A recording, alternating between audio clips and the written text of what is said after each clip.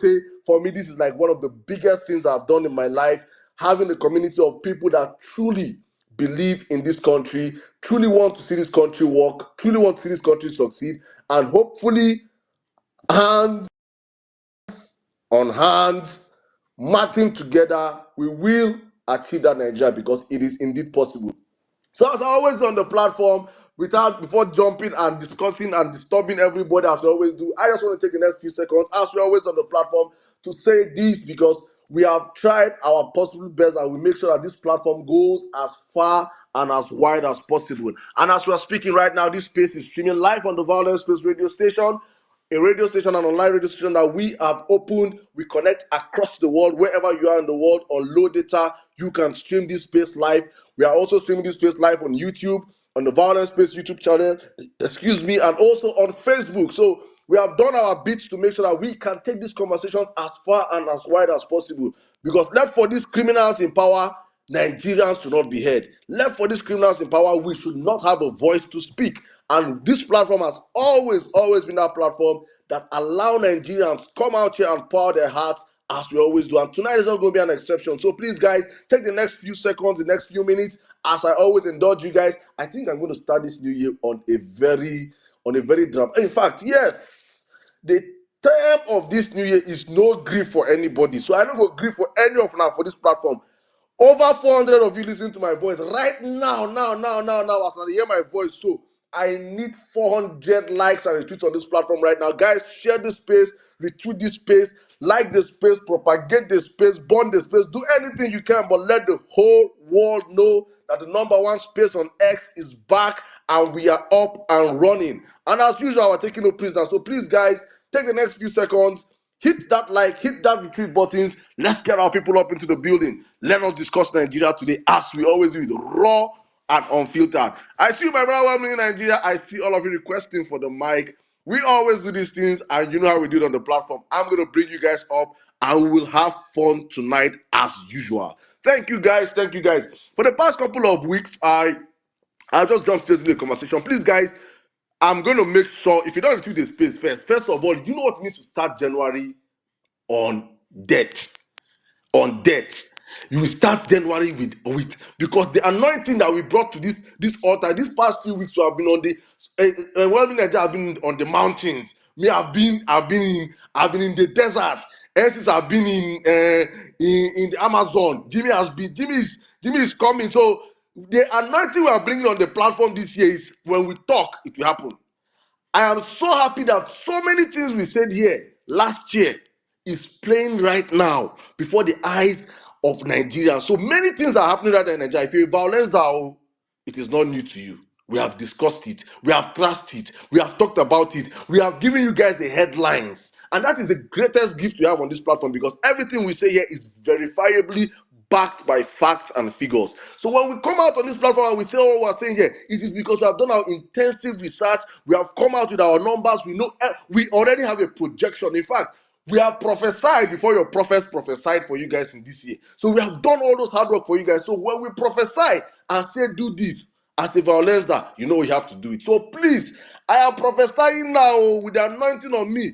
Retweet and share this space immediately. Thank you and God bless you as you do so. If not, I don't want to even put the curses upon the children of the roasted corn on top of our people, though, because you guys are Nigeria is already too hard for Nigerians for us to add more on top of you guys. But let's jump into the conversation, guys.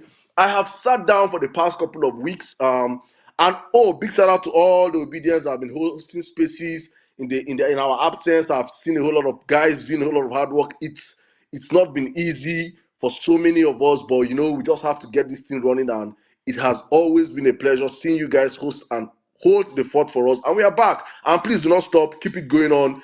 Let us make sure we continue to dominate these spaces. I've always said that we do not have the gift, or do I say we do not have the wherewithal of the people we are fighting against. We are fighting against professional gaslighters. We are fighting against propaganda machines. We are fighting against the devil and his cohort itself. People that controls the whole media itself. They have the mainstream media. They have the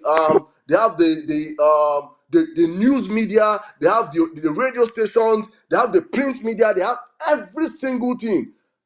The only thing me and you Nigerians have are platforms like this where we can come out and air our views. And we should never take this for granted. We should understand how much a gift we have. I always say that I can always absolve our parents' generation because the fact that they were bamboozled with fake news because they had no any other option. All they read are news on their print medias, news on what NTA Channel 7 reports to them, or probably the local TV stations or local radio stations. That was their only source of news. But we are blessed as a people that we have varieties of options right now for us. That as long as you're on social media, there's no reason why you should not be able to hit up Google and just do a quick research. If there's anything we have empowered our people on this platform is how to be able to verify things for yourself. You should be able to, as a violencer, go out there, get information. When you hear a fake news, you go and check. Or even if you hear a news that you are not certain of, whoever is the person, even if it's I myself that brings out that news, and you are not certain of the authenticity of what I'm saying, you can quickly just use Google and verify for yourself. And that is what we have created. That is the gift we have that many of us probably don't understand. The gift of the media. Mainstream media is fading off and everything is coming towards the new media, which is me and you. So please, and please, hold this one we hold very, very, very strong and do not misplace it. Thank you very much. So, guys, let me just jump real quick into the conversation. So I see all of you requesting for the mic. I'm going to bring it. I see my Oga Babatunde, Mami Bolale. I see every single one of you. Oladipo Gaboni. All our regulars on the platform, all our blue tickers, non-blue tickers, thank you so much. Many of you have asked me about Jimmy. Jimmy's going to be with us real soon. He's just in the Amazon taking extra energy. Hopefully, he'll be with us. One of couple of our next spaces. Just keep putting him in your prayers. NCs hopefully will be with us in the next few minutes as we are up on the platform. But meanwhile, guys, let's jump into the conversation today. Nigeria has been hell. I was on the phone. I was on a phone call with one of the parallel staff, fact staff, and we're having a conversation. And one of our fellow staff was called, and there was a discussion. And the next day, she sent me a DM, and she was like, "Thank God." I posted a DM, so it's not story anymore. I think you guys all saw the DMs. She was kidnapped in Abuja.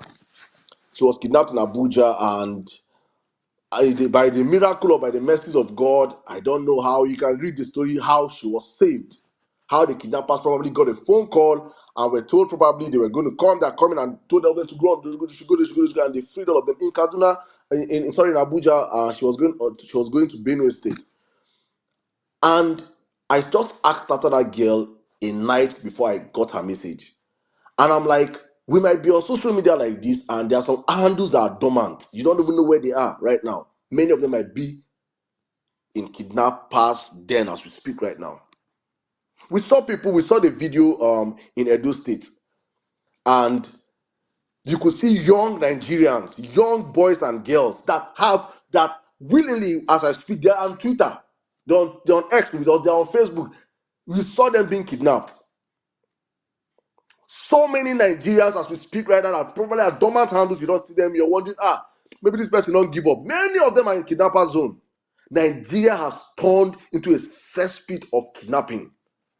I made a tweet earlier and I was like, kidnappers have surrounded Nigeria, all our forests. No place is safe. There is something, this is not even like a banter for about the children of the respect country. No. Everywhere, all the forestries in Nigeria, all your highways have been captured. And that is the honest truth. From the north to the south to the middle belt to the east to the west, all our forestries are occupied by terrorists. All, not bar one. All are occupied by terrorists. And right now, I don't want to even dive into some information I got, and I'm not going to say any of those things, but all I know right now is that some people are at war with the Nigerian system as it speaks right now. So you see this rate of, and I'm saying this for you guys to understand. The information I get, I can vividly say right now that it will get worse. So brace up yourself for impact as a Nigerian. Just know this, that it will get worse. I'm saying this, so this is not sentiment. No, I will not. I have not tweeted this, so I'm not tweeting it. I will never tweet it. But I'm saying this, my Southwestern brothers, please be ready. Please, if you think what happened in Ibadan, if you think what happened in Ibadan is it was an error, you think that what happened in Ibadan was just a whatever they want to call it, give it whatever name. I am telling you people right now, so that when it happens as a violence, remember that Prophet Saddam told you people. Remember when we used to tell you guys on this platform that a price of dollar we get to 1.5 and the rest. Remember last year we were saying it when that time dollar was like 400. We were saying it and people didn't understand because like we don't. It is not bad news. No, no, no. We want to see Nigeria work too, but when you see these things, evidently, no, just prepare yourselves. Some set of people, I don't want to say these things. No, no, no, no, no. Just obedient. I wake up every morning since I got that information and I pray and I say, God, please remember your, for those that don't believe in God, oh, sorry, I'm speaking as a Christian and as a person that believes in God. And I say, please remember in the days of Egypt, how you put a mark on the doors of every of your people, and you sent your angels, and when he reached that door, I say, it's a Passover. Please let these people pass over, people that did not willingly support this criminality. Nigerians that did not for one day campaign for these criminals, support these criminals one way or the other, and their household, please protect them because it will get worse. And the funny part about this thing is that let me explain to you how crime thrives. Is that there's a system of criminals right now, backed by powers that be, that are trying to crumble this country, that are doing all this kidnapping across the country. As they are doing this stuff they are doing right now, young criminals that are on the streets, that are being pushed by hardship, that me and you can feel right now, because right now as we speak right now, Nigeria is at its worst era ever. Young criminals are being pushed by all this hardship, are also forming their own circle of small gangs to start kidnapping.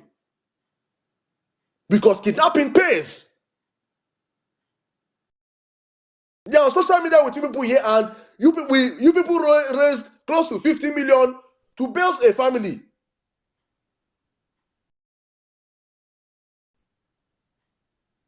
So you can see that this business of kidnapping is here to stay. And my own vex and pain is when I see these gaslighters, these children of the roasted corn, these children of the evil forest, when they come out and they start trying to say, what will Peter Obi do different? If it was Obi, what will with the kidnapping? This, and I see many of us coming together trying to defend, and I'm like, oh my God. And I'm seeing so many obedient come and say, obedient people should come down. Please, I beg you, obedient, don't even stress yourself. Peter Obi will not do anything. Just be praying for yourself and your household, because let this thing, this part of kidnapping running around this country not reach you. That is my prayer for you people. Allow those that want to gaslight themselves. Do not look yourself down for any freaking person, because whatever you think you're doing right now on social media, you have not even started. We have not even started. You have not scratched the surface of this satanic set of people that are telling people you are gaslighting. If you were on social media in 2015 and see what these children of the roasted corn, this evil set of people, what they were doing then, you will now know that you people are not even doing anything. You people are well cultured, obedience are well mannered. You're well trained. You're brought up well. That's why people can even speak English and insult with English. You can even give them bad. You can you're even you guys are even reactional. You react. You don't even wait. These people are the ones that will create it and insult your parents. They will. There is nothing we did not hear in 2015. There is no amount of gaslighting they didn't give us. No obedient has called Remi Tinubu a hippopotamus. Bro, if I sit down and start thinking about what we passed through in 2015 till today, and I'm not asking people, Now I'm having a good defending myself. Me as obedient, why I don't see what these idiots they do, these animals they do. Make an icon come to hell with you and how you feel, how I express myself. If you don't like it, go and die. In fact, I say it every day. If you support APC, I pray for you. Let them, now your family and your family they go kidnap. I know they hide them. There's no joy, no empathy. And if they kidnap you, I will laugh on your grave. No freaking empathy. You're dealing with animals. You don't know that there's a repercussion to bad governance. You support a criminal, a freaking dumb-headed criminal to be your president, and right now he cannot secure you. You want me to cry for you when they kidnap you? Why should I cry for you? I have no empathy or sympathy for these guys. Call me this, call me that. I do not freaking care. Nigerians have to understand that there's consequences for bad behavior. If you don't train your children right, they will grow up to be Bola Ahmed Tinubu, Bashar Ahmed, and the rest. Raise your children right to understand that there's consequences. You don't put your hand in the fire and when you get burnt, you start saying, oh, I should follow you and cry. Now me send you. So if tomorrow it comes out and they say, oh, terrorists went and blow up a place, and I go out and say all the people that died in that place are Ibadan supporters, I do not care. I will not cry for you. You are not better than all the Nigerians that have been dying. They are not better than they are not better than the girl that was shot in the train. You guys saw them mock that girl. I mean, I don't see them. There are no set of animals who come out today and tell you that you're civilized, that you are that if it be no obedience, there is go thunder fire you, and if you don't I used to be obedient before. I used to if support you Obi before, but it's because of obedience I stopped.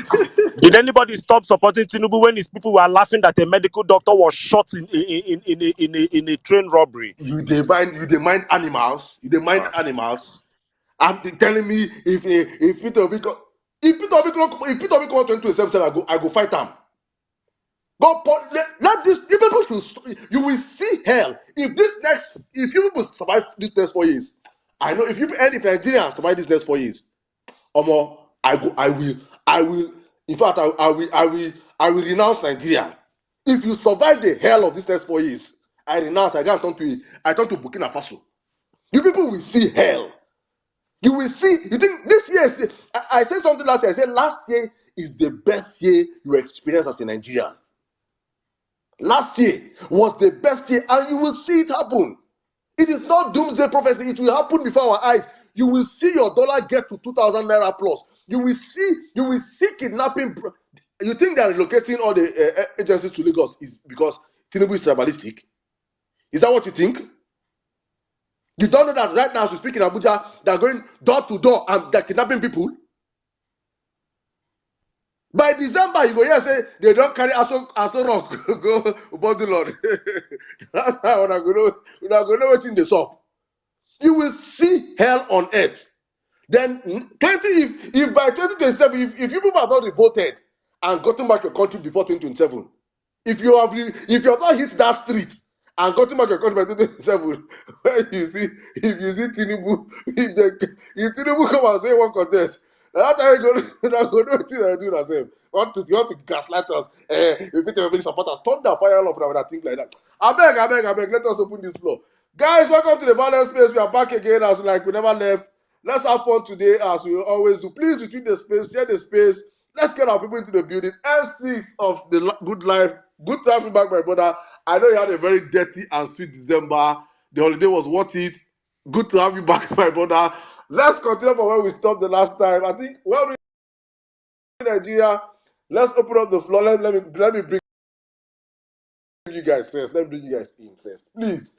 Well, in Nigeria, I want to ask you never changed it your name, oh? You never changed your name. Are you still a Wembley in Nigeria? Are you still? What is well about this Nigeria? What is well? What is well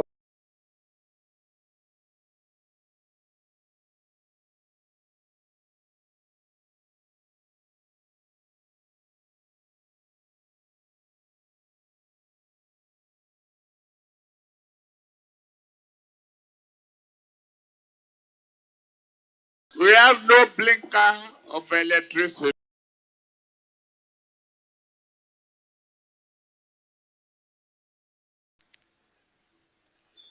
They could not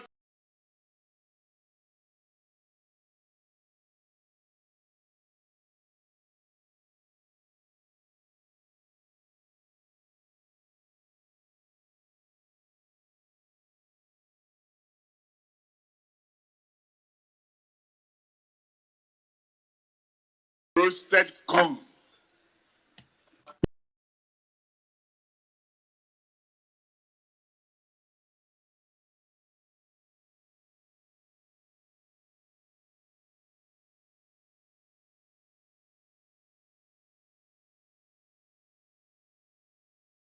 Days ago, there about ish.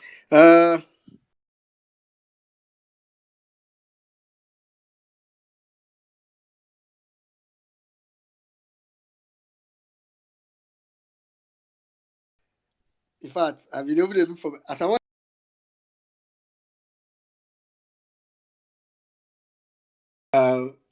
When Saddam asked me this, just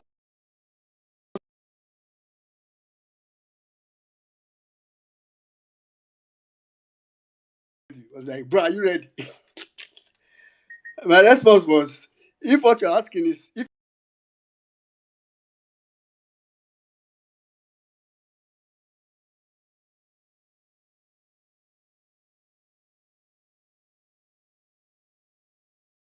happy New Year to everybody, mommy B,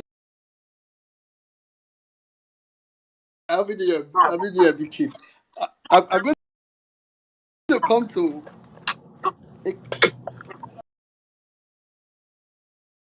cover me just now. They find the mute button. I've not personally I've not spoken on his space since the last violence space. Last violence space was 14th of December, right? I've been on the speakers. I mean, I think there was a day I almost like I was on the speaker section in one space and it was taking like too long and I was kind of caught up in something else and I couldn't speak. So that would have been like the first time I was speaking in his space. So I haven't spoken on his space for like since but and considering how space-ish some of us were at the time. So when Saddam said space fatigue, I can totally relate because I mean, before now you just feel like, what's going on? You need to join one or two spaces. You need to air your mind and all that. But I'm so glad there are so many of people within the this violent space break freedom because it was not like a lot of things were still going on. A lot of I saw a lot of things happen. I heard a lot of people. I mean, I've been blown away by people's take on different kind of conversations. So big appreciation. Good evening, sir, Mr. Babatunde, Gaboni, Sam, Dr. Barry, UC Maxwell, Constance. Let me just say hi to everybody first. Oga JP, I greet you, sir. Ayem Ojuba, Dari, Mommy Madonna, Omega X, Anka Dede, Chief Oakena. Chief Oakena, there's this league Oakena is entering, I don't understand. Shillong, good evening. Savik. I can Chelsea fan now. Chelsea they frustrated. They can't be Chelsea fan, can't be Nigerian. How can you survive? How are you a Chelsea fan in Nigerian? But How you survive? Hey, I mean, Saddam, Chelsea won their last match. Nigeria won their last match. I beg. I beg, keep quiet. I will drop you. I will drop you. I say Gabo did not go chop roasted corn. Anyway, Gospel Rita, Mary White, Happy New Year. Now wow, see people. There are a lot of people here. Zari, Yusuf, Divino Meza, everybody. Grandmaster, Rhoda, not too many. I don't know if you call it Kandake. Alpha Kirsten, our German obedient. Hi to you, Hanatu, OIK, Just OJ, and everybody on the space. Delish, I see you. I see everybody. Shelly Low, I see everybody on the space. Make I just allow now. Please don't say, those are Jimmy supposed to allow now, but Jimmy now they do fasting and prayer. Like Saddam said, I know a couple of people will be asking, and I can relate. I didn't know I would miss Jimmy this much. Like, I realized that something is missing. This X is not the same. It's not this. So like, there's a problem. and I too am eager to have him get done with what he's doing and join us very quickly. So for those that are asking, that's keep praying that he joins us fast, because me too, I need him fast. So like I need Jimmy as soon as possible. All right, quickly. I really do not.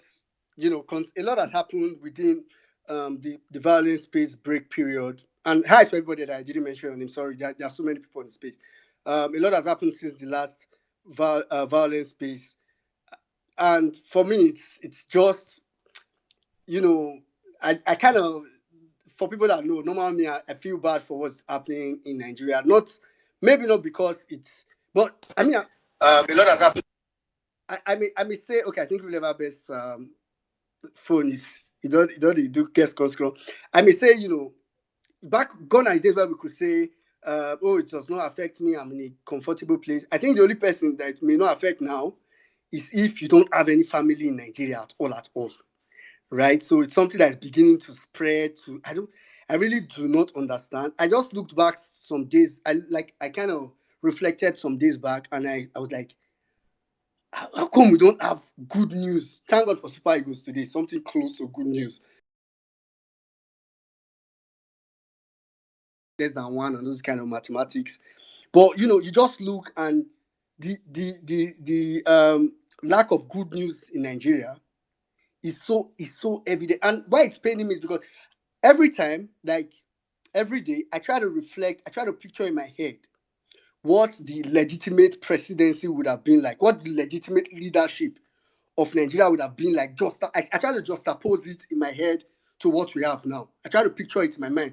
So I try to say, okay, this is happening now. Okay, if INEC had upheld the real election, if the judiciary had done the right thing, if the vote of Nigerians had counted the way it should have been, right, and we had the right person in power, what it would have been like. And I mean, not to flex anything, I personally know, as a matter of certainty, I know Peter Obi won the election. So it's why I know they put water for mouth when I talk and say the person in power now is not legitimate. Although I'm looking forward to making him legitimate in 2027 personally, because make you just know, because I don't realize, say, the point that we are at in Nigeria now is a point where the only change we can have in Nigeria has to be destructive.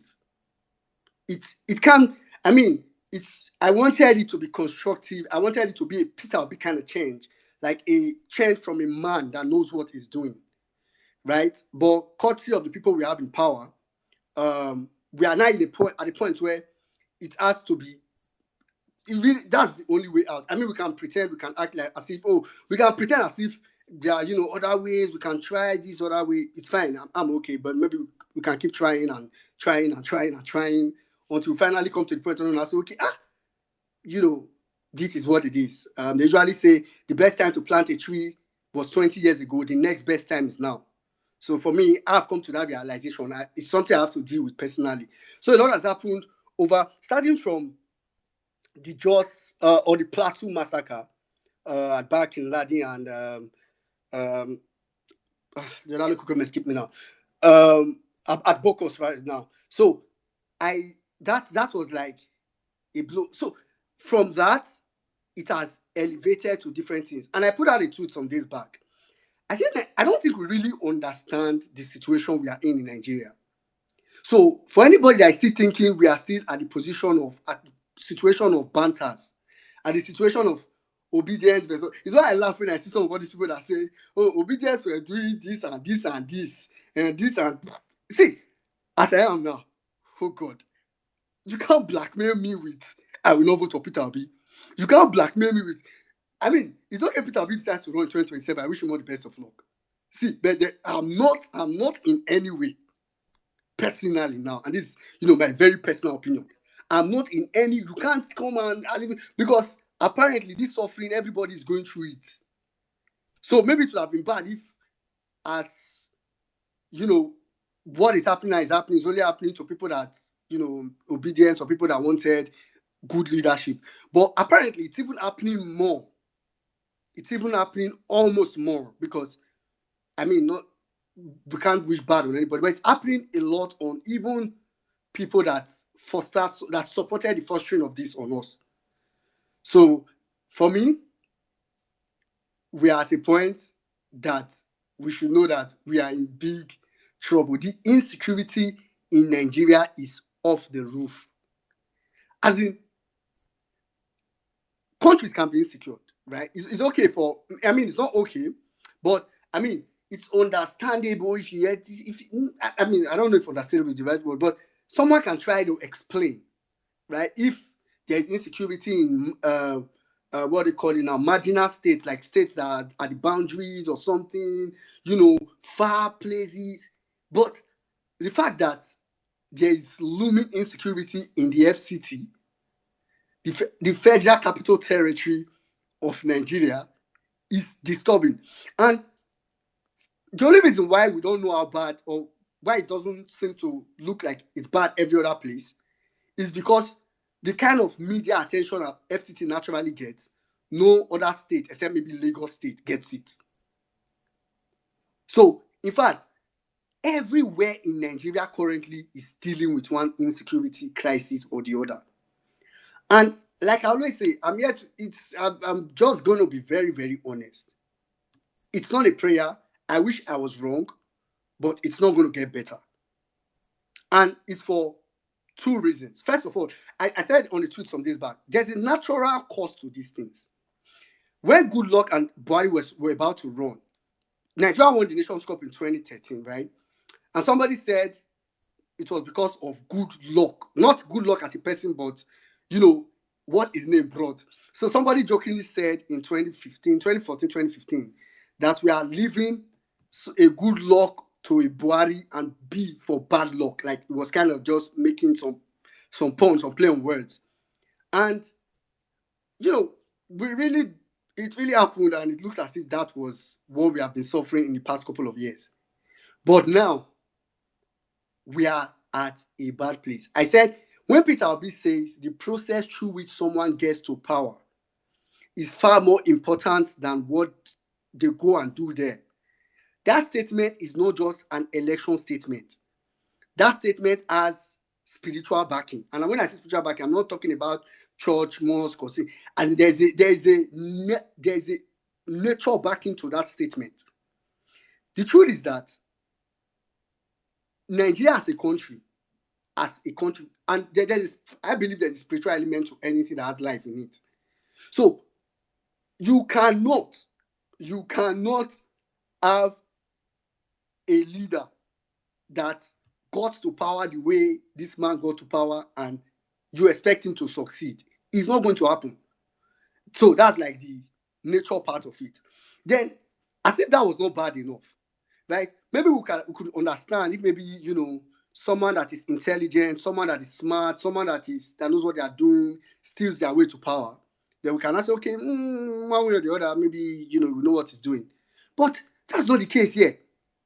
Aside stealing his way to power, is a very dull person. I think that's the most. APC is a very dull party. As in, APC is dominated with very dull people. And I watch movies, right? And sometimes, for some of you that watch movies, somebody can be a criminal, but the person is very smart. Some of you watch Power and you like Ghost. It was a drug dealer. But because you feel like, he's so smart, he has career, he knows what he's doing. But the point is that these people are criminals and they are dull. That's what's annoying me the most. If you're a criminal and you know what you are doing and you can try to, and what they call they find fancy words to call it or something. But if that's what you are, I can understand and say, okay, this is let's maybe out of his intellect, the percentage of his intellect in his criminality might help us. But that's not where we are. So I pity what is happening. I pity Nigerians on what is happening in Nigeria, and I really hope that things get better. But I also know that we are in for a long ride. And like Saddam said, if for any reason we are able to endure this till 2027, and let's not open. Okay, let me just leave it. Because if for any reason we are able to endure this till 2027. Then, I really don't think we can start to blame anybody again.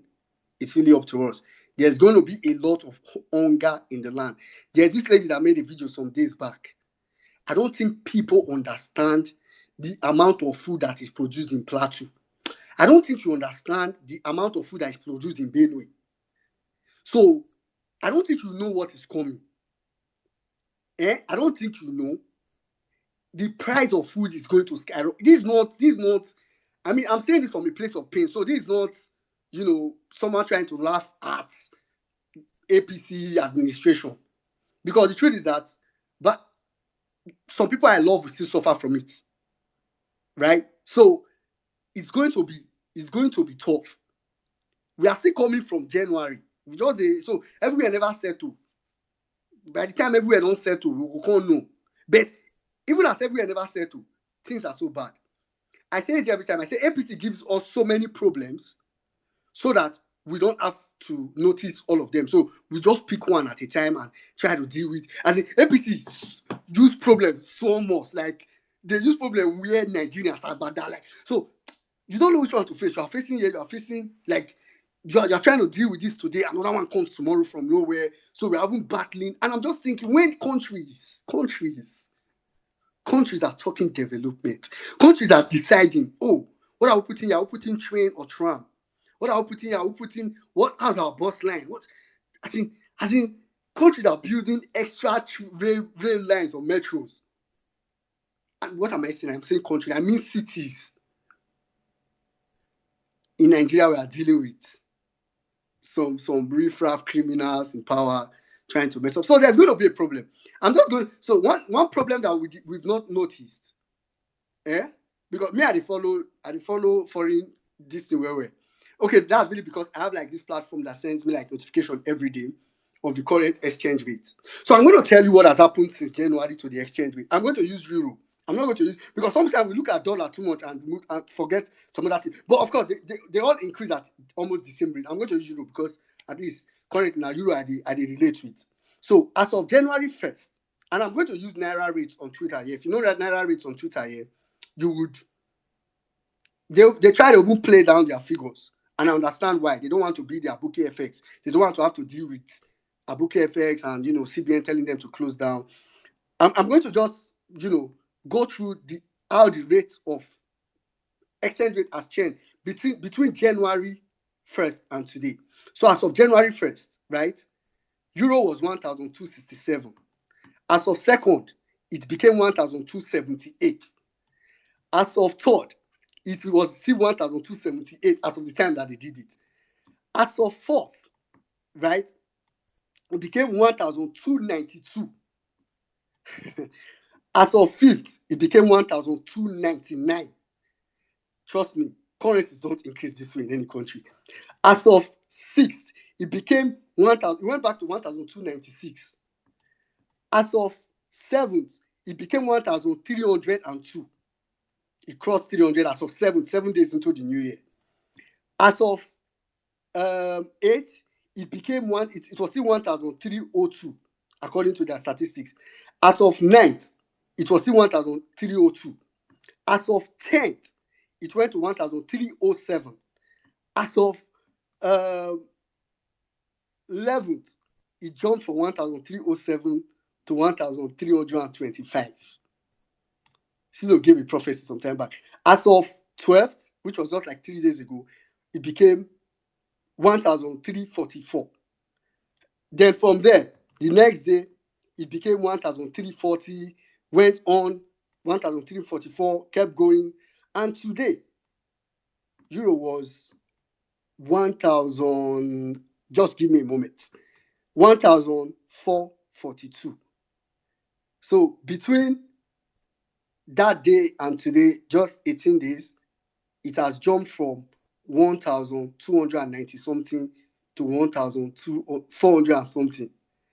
I don't know how Nigeria is going to survive that for a country that lives solely on export. I'm going to leave it there because I don't want people to panic. It's January.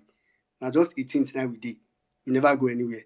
But for now, welcome back to Vawulence Space. Hopefully, Nigeria wake up this year. Sadam, over to you. Thank you very much, my brother. Thank you very much. Hopefully, Nigeria wake up this year. But before Nigeria wake up, I just want to tell people the next level people are going to. Before I bring in N6 to the conversation, this is the next level that he has not even done this one yet. He has not done this one yet, because you guys don't understand where we are. Listen to him speak. We reduce the purchasing power of the people. We can further slow down the economy. Let's widen the tax net. Okay. Those who are not paying now, okay, if it is inclusive of Bola Tinubu, let the net get bigger and we take in more taxes, and that is what we must do in the country.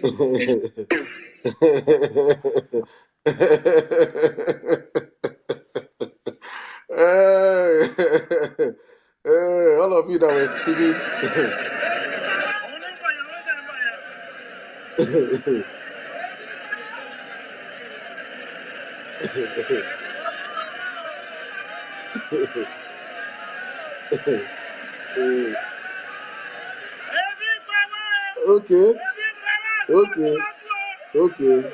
Okay. You have not started screaming.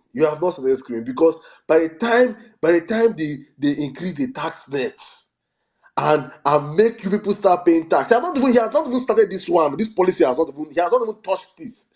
This is in the Boski say, this is, I have power. This is the in the Boski. This is the one we say, people will cry. People will beg. You will beg for your lives as Nigerians. And it's not a cause. It will happen. It will happen in our very, very, very before. You see, you know how selfish, self-centered, and heartless a man this man is. So for me, as an obedient, if they it's the time to if you see an Abado person on the timeline, look at him like a terrorist. How you will treat a terrorist is how you should treat any Abado person on the timeline. You know whatever you will do to a terrorist. Imagine you have AK-47 and you're faced with a terrorist. What you will do to that terrorist, that's what you do to them. Do not allow them gaslight you. If they don't die of hunger by 2027, kidnappers will carry them. Something will take them out. Don't even stress yourself. So be so the violence this year is this no grief for anybody. You should take it pro max. But do not cower, do not feel slighted, because what is upon this nation right now was caused by this set of criminals. He did not win the election, but some stupid people voted for him. And when you play stupid games, you gain stupid prizes. And that's what we'll be giving them. All right, let me bring in my brother N6. N6, I cannot wait. I know. Make I just open Google. Make I open Google as you understand that. So I will open the book of Google and get my pen and paper and jot things down as usual. Welcome to the Violence Space. Good to have you again. Happy New Year, my brother. You have the space. Happy New Year, Saddam. Hello, everybody. Good evening, obedience. Yes, my sermon today will need a lot of Googling. One of my young obedient fans met me and said that today's sermon should be N6 predicted that. And everything I predicted over the course of the last 1 year, I should probably start reminding people. N6 predicted that Bola Ahmed Tinubu will move the federal capital of Nigeria from Abuja to Lagos. I said it here. N6 predicted that for some weird reason, the region of whoever becomes president of Nigeria goes through turmoil. That what the peace you are enjoying in the southwest will be shaken up. I predicted that. I predicted the dollar down to the last kobo that it is now, with facts and data. I predicted so much that is happening now that I'm not even exhausted. I am in cruise mode with this movement right now. Bola Tinubu didn't win that election, but I won't lie, he got at least 2 million votes. There are at least 2 million people in this country that don't want to see this country move forward. Now we are where we are. Is this a country? This thing we are doing now, even the United States of America has their system where they'll vote in. My uncle used to call it a dollar a genius. America will put a dollar president, then make sure that they put a genius. For every George Bush, there must be an Obama. For every Trump, you must Biden. Nigeria used to have that system. We go through a dollared military guy, we get a sharp democratic guy, we go through a dollared. And then during this democracy thing from 1999, just started seeming like, Jonathan was even the first time we started having that dollared feeling. But we are going through $2 in a 16-year cycle. Picking where them born when Buhari enter power. Now 8 years old now.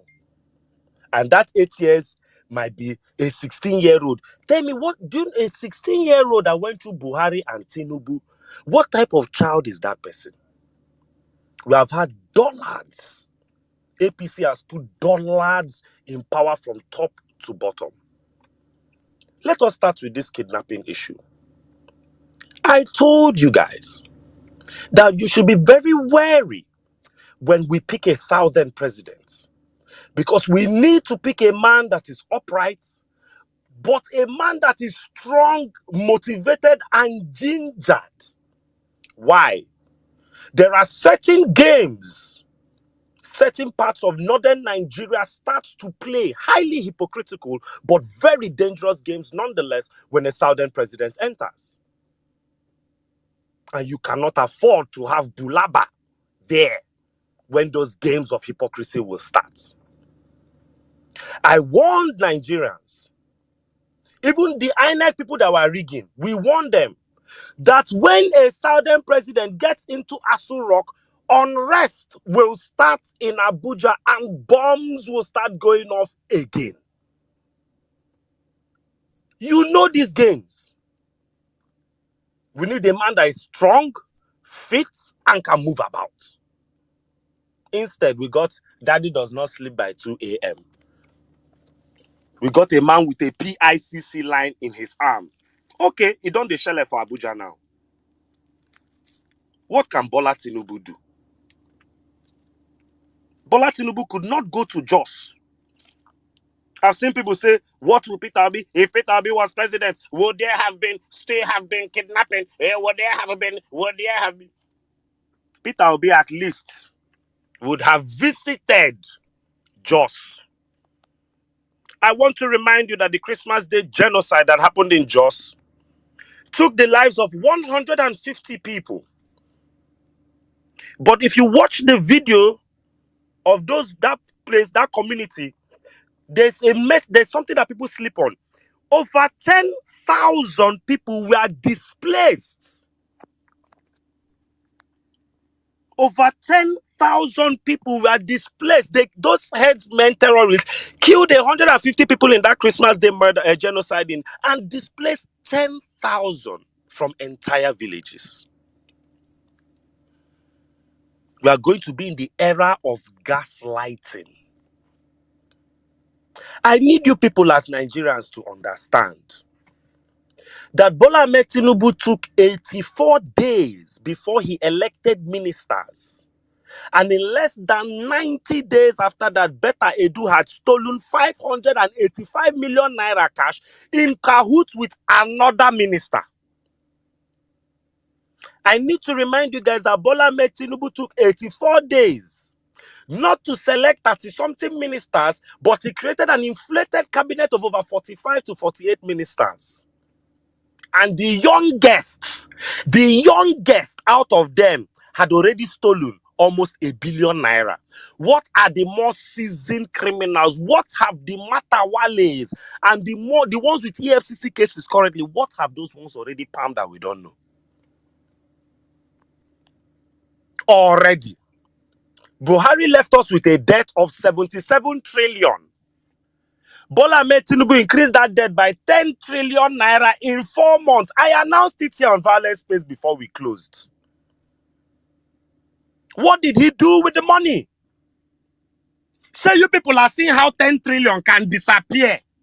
Because if Beta Edu collects, let's just say Beta Edu stole 1 billion. And 45 ministers steal 1 billion each. Is that not 45 billion gone? Is that not 45 billion gone, children of God? Let's say every senator then steals 1 billion. Yes, that's how 10 trillion disappears. Let me remind you people, since Violence Space has not been around, that Bola Ahmed Tinubu, in 100 days in office, from June 20th to 3 weeks, 100 days in office, Bola Ahmed Tinubu and Shetima spent 28 days in 9 countries.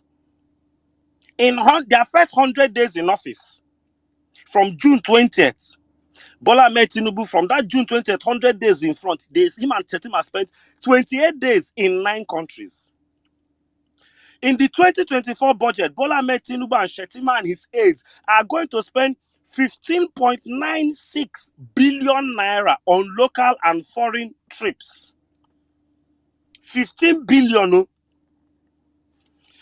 Already, Bola Ahmed Tinubu and Shetima have spent 3.4 billion naira for local and foreign trips in his first 6 months in office. They stole and spent so much money on foreign trips that Bola Ahmed Tinubu now had to use his own hand to announce that please, all foreign trips have been reduced. Make una know how much these people have wasted. Financial planner Carlo Aja got up today and is trying to make you people understand that Buhari embezzled and disappeared 50 billion United States dollars. But remember that this same APC insulted Obasanjo, that Obasanjo spent 16 billion. Listen, no, Obasanjo spent 16 billion on power. Power no gree come. APC had disappeared $50 billion on ways and means, and we have nothing to show for it. Hence, that's the one they printed, printed. Not the one that they stole from budget and the Thank rest, you. And today, Femi Adesina is writing book on Buhari and telling you people that that book is on all book selling platforms for 15,000. A Nigerian will take half of his national salary at 30K. Take 15K. Leave all the books that will move his life forward, both spiritual, religious, and otherwise. Leave all the nursery rhymes, except fables, and go and buy a book on Buhari. They see that if you leave APC in this country, North Korea will be the first country that North Korea will come and visit on state visit. Say we built something, but this thing you people are building in Nigeria is mind blowing. Buhari is coming out, visiting, making noise, attending things. Meanwhile, in Katsina, there's chaos every day. Bandits are having a field day. I ask Bola Tinubu, for an incompetent government, if you woke up one day and the New Year resolution of 220 million people unanimously was no grief for anybody, and somehow Nigerians cannot even find the musician or the comedian that started that phrase, but everybody unanimously agreed on it, how do you think 2024 will be for you as the president of this country? And you are still playing. And you are playing. Okay, let me go into my predictions this year. I've told all Nigerians that if your pastor does not sound like a doomsday prophet, you are following a false preacher. So the APC will gaslight you and tell you, these are the people that see that they don't see anything good in Nigeria. I don't agree with you. I don't agree with I you. should be The Naira will rise. The Naira will rise. Naira will rise. You can choose to believe predictions from charlatans. But let me give you predictions from people who are data and numbers driven. Just to buttress Saddam's point earlier, please, I beg you people, follow me to the book of Google. Bloomberg predicts that Naira will record its worst performance in 25 years in 2024.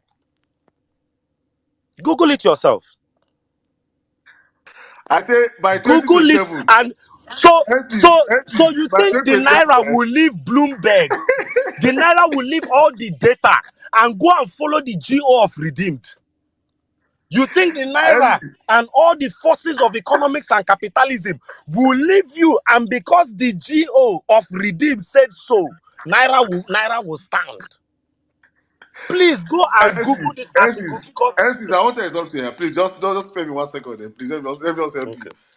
By 2027, before you Saddam, buy you're bread in going Nigeria, 2020. Saddam, you go load the money for wheelbarrow. The money Saddam, go full stop, wheelbarrow to Saddam, buy stop, bread. Saddam, stop, Saddam, stop. Listen to me. Listen to what I read you. Listen to what I read you again. Let's not make this one comedy. Bloomberg predicts that the naira will record its worst performance in 25 years in 2024. Saddam, the naira will record its worst performance in 25 years in 2024. Nigeria might not survive 2024. You people are talking of 2027. They will tell you that at least in 25 years, that it was worse before 25 years be that. You don't understand what people are dealing with. I, but go on. You see, we have reached a point where Nigerians have become so stupid that if I place this Bloomberg article before them and place Jerry Eze's prophecy that this year will be your year, you will follow Jerry Eze. But if I ask you for Jerry Eze's data, Jerry Eze has no data, but that is what God told him on a particular day of the winter solstice. Or your pastors. I'm not just using his name to demonize anybody. I'm just saying. The war area. I don't have time. You see, this why I call this violence space reloaded is there will be no time for sentiments. Violence space prior to the elections had a touch of hope. There was all my predictions were with a touch of hope. If you can get this Obidati team in, I think we might have a chance. But as you see that INEC refused, the police refused, the army refused, Nigerians refused, Ronu refused. Okay, violence space upgraded. It is going to be doomsday predictions because I promise you that there is no place that there is a positive news anywhere. There is no place. Only Super Eagles. There is no place. Okay, for the first time, Nigerians cannot even afford. Do you know that I could afford, as a young radio broadcaster, on 120,000 naira salary back in the day, I could afford to fly to South Africa for the World Cup.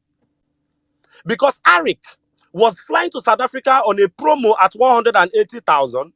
And there was another promo at 320,000. And they were packages. I could afford that because I saved my salary for 3 months. But now, I cannot afford to go to Cote d'Ivoire because the flight... Okay, let me blow your mind, guys. There is a package for the World Cup in Cote d'Ivoire that includes one trash ticket, like when they tell you where your seat is, like regular stand. Then you will use a 2-day road trip to Cote d'Ivoire. That is by road. 2 days to Cote d'Ivoire. You spend 3 days in Cote d'Ivoire. Then you use 2 days by road to come back. Guess how much that package is, Saddam? 940,000 naira. If kidnappers don't carry you for Badagry Highway. No, Saddam, but 940,000 in Emilokon's Nigeria, in Bobo Chicago's regime, to go and watch the World Cup. But I promise you that 15 years ago, you could do that.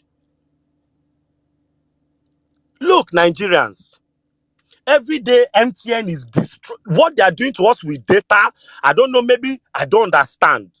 But I want to remind you, Nigerians, that less than 15 years ago, there was a phone called the BlackBerry. And on BlackBerry, there was something called BIS, BlackBerry Internet Service. And BlackBerry Internet Service, when it first came out, was 5,000 naira a month. And you could stream the whole internet, download movies, download porn, download everything, and it still had a messenger service. And then BlackBerry service got to a point that it became 1,500 a month. So I'm asking you, how is it that today your network provider cannot give you internet for a whole month at 5,000 naira? MTN is telling you that 5K cannot give you internet unlimited for 1 month. Do you know that there is no unlimited plan on any Nigerian internet package? There is no matter the price. Dear MTN, what do I have to pay every month so that people don't disturb me beginning of the month for 30 days on data? They have none so that they can exploit Nigeria.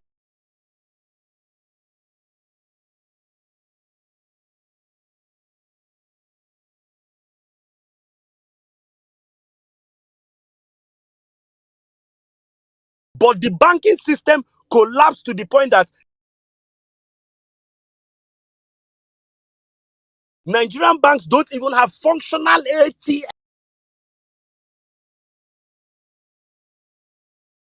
You see that as a Nigerian, you're under it. Is a criminal enterprise.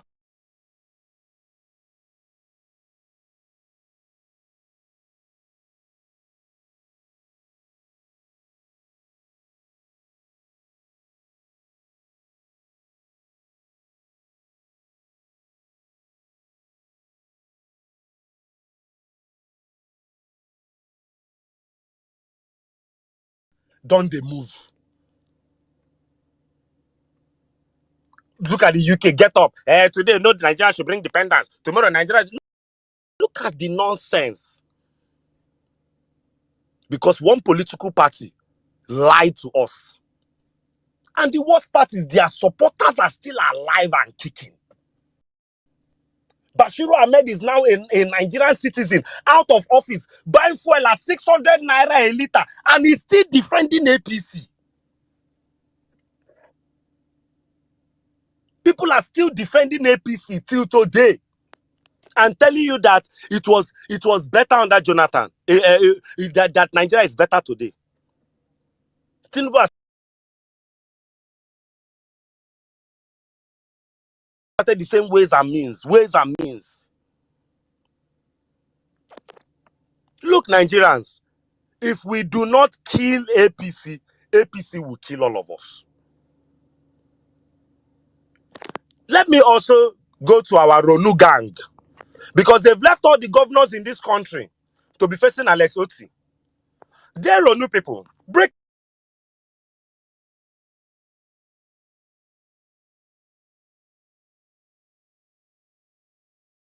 news. Alex Oti, on the 18th of January, appointed his economic council for Abia State.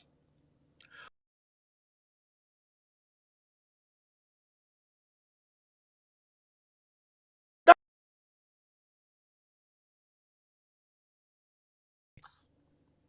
is one Igbo, one Northerner, and a Yoruba man. They won't tell you that the other members have Mr. Dr. Olubenga Adeshida, which other, all the other names. They won't tell you. But they'll tell you that do Igbo people have position and power in the East? They won't tell you this evil. They will spread evil. They won't tell you the good things. Tinubu did not visit Jos. Tinubu did not visit Plateau. But Tinubu did not visit Ibadan. Tinubu did not visit Ibadan, leader of the Southwest. He did not visit Ibadan. But Tinubu went to Imo State. In the same East they've told you to hate, to go and party in Owerri with Hope Uzodinma. And you are here. You, Ronu, you are here fighting me. I should go back to Anambra. Tinubu has gone to Owerri. What's his name? Tambuwal spent Christmas Day in Anambra at the launching of the mansion of one man there. Tambuwal, it was in Anambra. But you, Ronu, that you can barely afford a bus to Ibadan, will be insulting people. Tinubu don't go east, come out, nothing do him. But you'll be running your mouth. You will learn, and you will learn the hard way. You will learn, and you will learn the hard way. Let me tell you, people, I have zero sympathy for anybody at Agbado. If you die, I will tag your handle, and I will talk the evil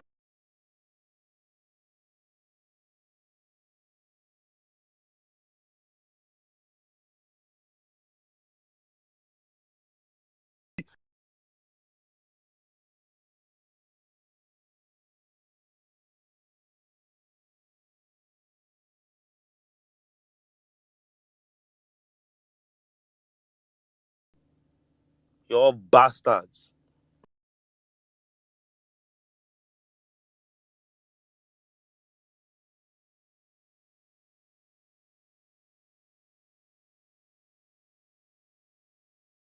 I did it for OD, and I'll do it for I did it for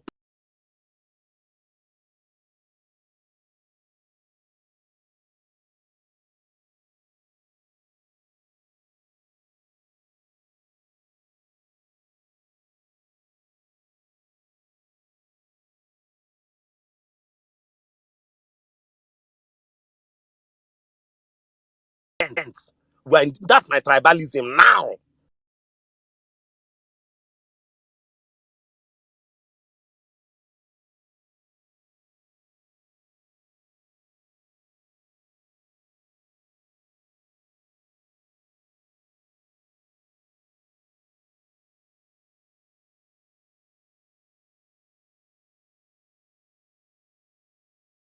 You that Bloomberg is telling you that this year will be the worst year for the naira. St. Louis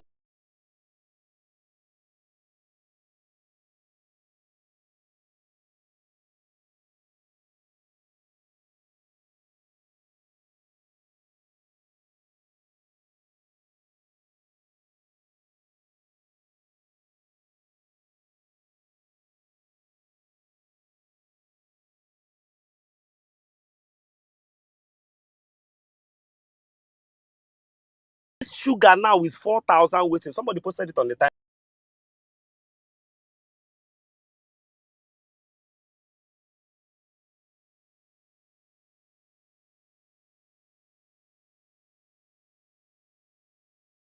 St. Louis sugar.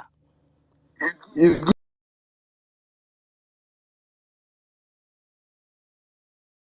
Who ran for vice president and is a former senator. Wale Soyinka's opinion over that is something to be bothered about. A novelist.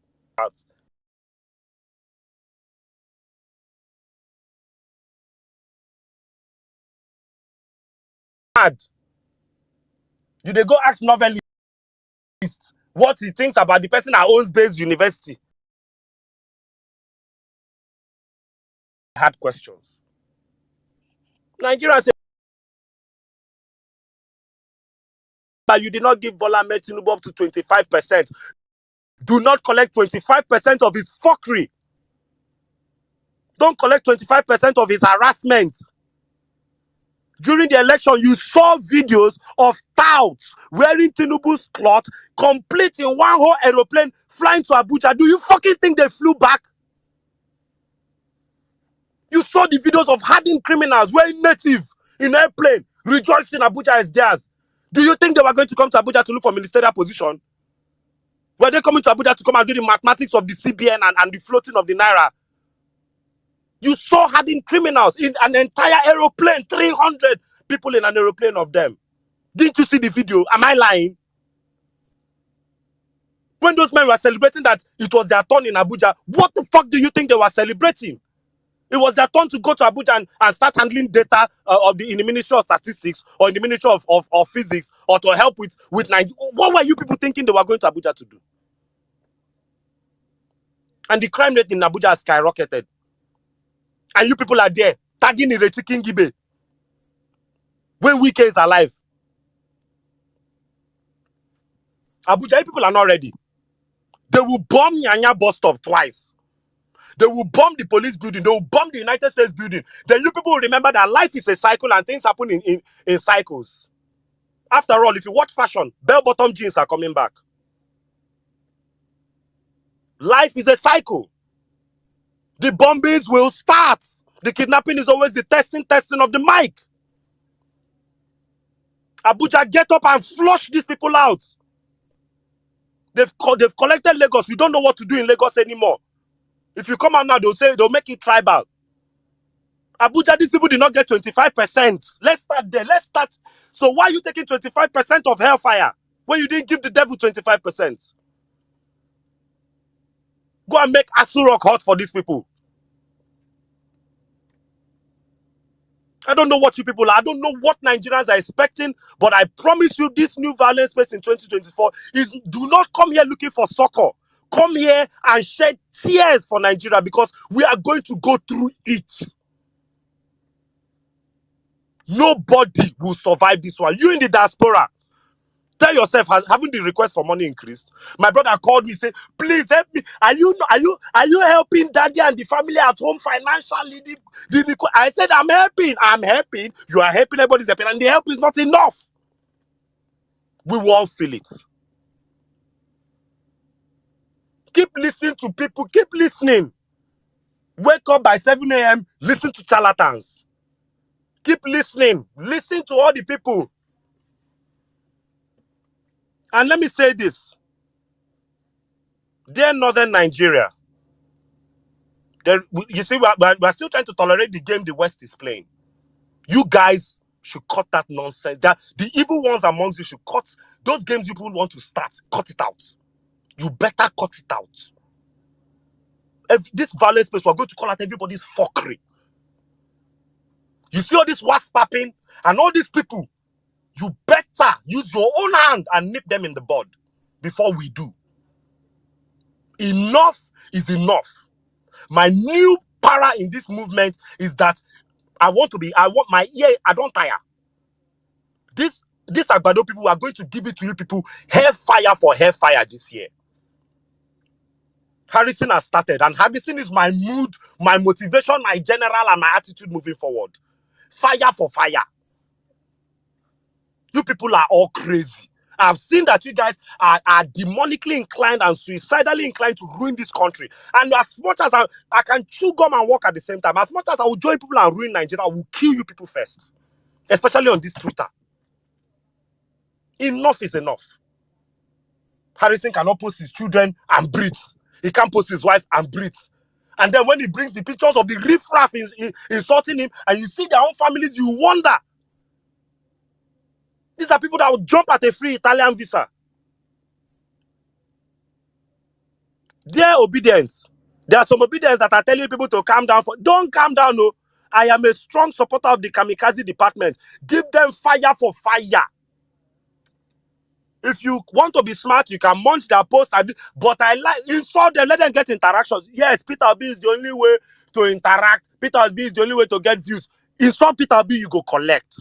Go and collect Elon Musk's money at the back. That money is what you collect and kill yourself. Because if you tell me that you are making money from fueling bigotry, that money will definitely kill you. So please, let's help them collect more blood money. Insult Igbos. Look for more interaction. Insult Igbo, insult Obi, insult Obedient, Obedient, Obidog, insult us. Collect revenue. Let it be that your revenue stream comes from pushing hate and bigotry. So that money, any day you use it and buy gala, you eat the gala will choke you, you will die. Look, let me tell you, I don't know how to explain it, but ever since Peter Obi started running in this election, I tweeted it. I said the spirit of karma and nemesis has, but I don't know. They pirated it, go. And you tell me as an obedient, I shouldn't use my power as an influencer to write a tweet which in its creativity will go viral and laugh at her. You are mad.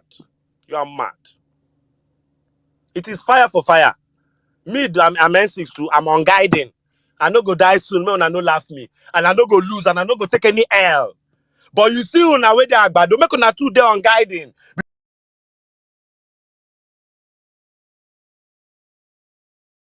Because I go laugh una. I don't keep my celeb one side.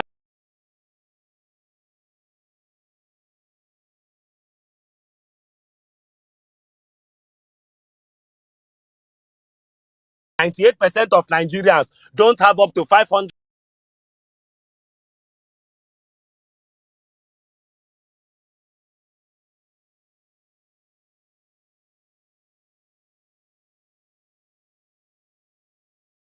There's no need now. What are we celebrating? Are we not? Please, this year.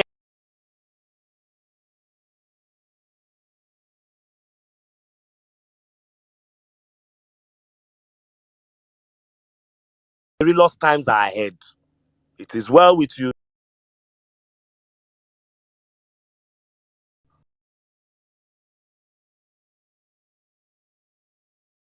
My brother, thank you very much. God bless you.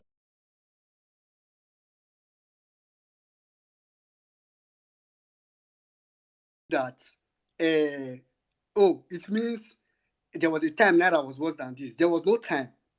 You get? So first of all, that news is since 1999. And secondly, it is talking about worse by percentage. Naira, if by value, Naira is currently already the worst. It has been worsening. So it's talking about worse by percentage. It's saying that in 2023 alone, Naira lost value by minus 55. Naira was the third worst performing currency in the world. The only two that beat us to that worstness was Lebanon and Argentina. And I can bet you at the end of 2024, I can bet you on these things, we will see it. Lebanon, maybe not Lebanon because of their usual crisis, but Argentina No, will come. Argentina is already rescued already. So Argentina got a he's good talking about president, one new Peter Obi boy. They are bouncing out soon. The If you guy is want cry, Tibu go look Hawks. our passport too. So what Bloomberg is saying is that in 2023, Naira lost 55%, but in 2024, Naira is going to lose way more. And it has already started because as of 2 days ago, 2 days, as of 16th, the headline was that Naira hits Naira street value sinks to record low. So the record has already started. But no problem. Well, me, Naija, don't worry. I today I am armed. I want to help people well because you see everything that is playing right now. This Naira I want to remind reduction will favor my family. I want to remind Nigeria, something about this APC children, these children of the roasted corn, these evil spirited children is that they have mastered the art of trying to pretend like they don't know what is happening now. We did not warn them. We warned you people. If you block your ears through tribalism and bigotry, it is your business. We were warned. And I'm going to play one of my guys, one of my prophets. He prophesied this, and we all heard this guy. The date was November 27th, 2022. Please listen. All of you are going into joy. That is God has spoken. Bí mo ṣe ń sọ yìí náà nìkan ṣe jù ú láì bẹ́ẹ̀. Let it go live has spoken. Bí mo ṣe sọ yìí. That's why I've said it. Jẹ́ sọ lóyìnbó kọ́ lè mọ̀ pé mo mọ̀ nǹkan tí mò ń sọ. Let me say it in English so that they won't understand. Sọ Yorùbá ẹ̀ kí mo sọ Yorùbá ẹ̀. Okay, sir. If Nigerians vote for APC. Nàìjíríà will sink. Kódà Nàìjíríà yóò wọ inú ìrà. In poverty. And the economy will be in shambles. If the government of APC continues, Nigeria will suffer extraordinary. I'm not in support of anybody. Let me stop there. I don't want to care if you're in support of anybody because it is important Nigerians understand. Let's not be as if we are coming to. No. It was predicted that Nigerians will pass through hell. But because of that, let us pray because maybe prayers. We're a country that pray a lot. Let us pray and open up the floor for Nigerians to start. You people like prayers. Let's pray. Probably these prayers will help Nigerians and Nigerians will get back to our feet. Let us pray. I want to be living as a tiny regime. Bismillahirrahmanirrahim. In the name of our Lord, the magnificent, the Father of all, Una carry native doctor. Una carry native doctor go Aso Rock. Native doctor. Carry am go Aso Rock. Things anything go better. Una go see hell. Oh, Allah. Welcome to the Violence Space, my brothers and sisters. It's good to have every one of you back here. Let's discuss Nigeria as I always do. Let them know that we are not stopping. We are back on their necks. Those people where they don't like to hear their voice, we don't come back. And I see all our regulars on the building, all our blue tickers, all our non-blue tickers, our big handles, all of you listening to us anonymously. No, wahala, we are back here again as usual. Thank you very much. N6, Wellman Nigeria. Let's open the floor right now. I think Wellman Nigeria, you do us a favor by doing that, bringing up our listeners. We see everyone requesting for the mic. Everybody will come up here and speak. Please, today on is SOTN. for short. State of the freaking nation. We're discussing it today, and we are saying it as we always give it. Raw facts and figures. Ibadan too, they even like our space. Then they come here. They come here because we tell them that truth that their parents that raised them in the shrine refuse to tell them. We will tell them here. No wahala. One minute, let me circle back to you right now. Let's open up the floor. Yeah, Guys, yeah, thank you for yeah. your patience. God bless you all. Let's go on. Thank you very much, Adam. You see, Sizo, as you dey quote statistics just now, Tinubu say I should tell you something. He has an information for you. The other one, that one, I think na statistic we go chop. When Well, being in Nigeria, for you to make heaven, eh? well meaning. Well meaning. I've never told you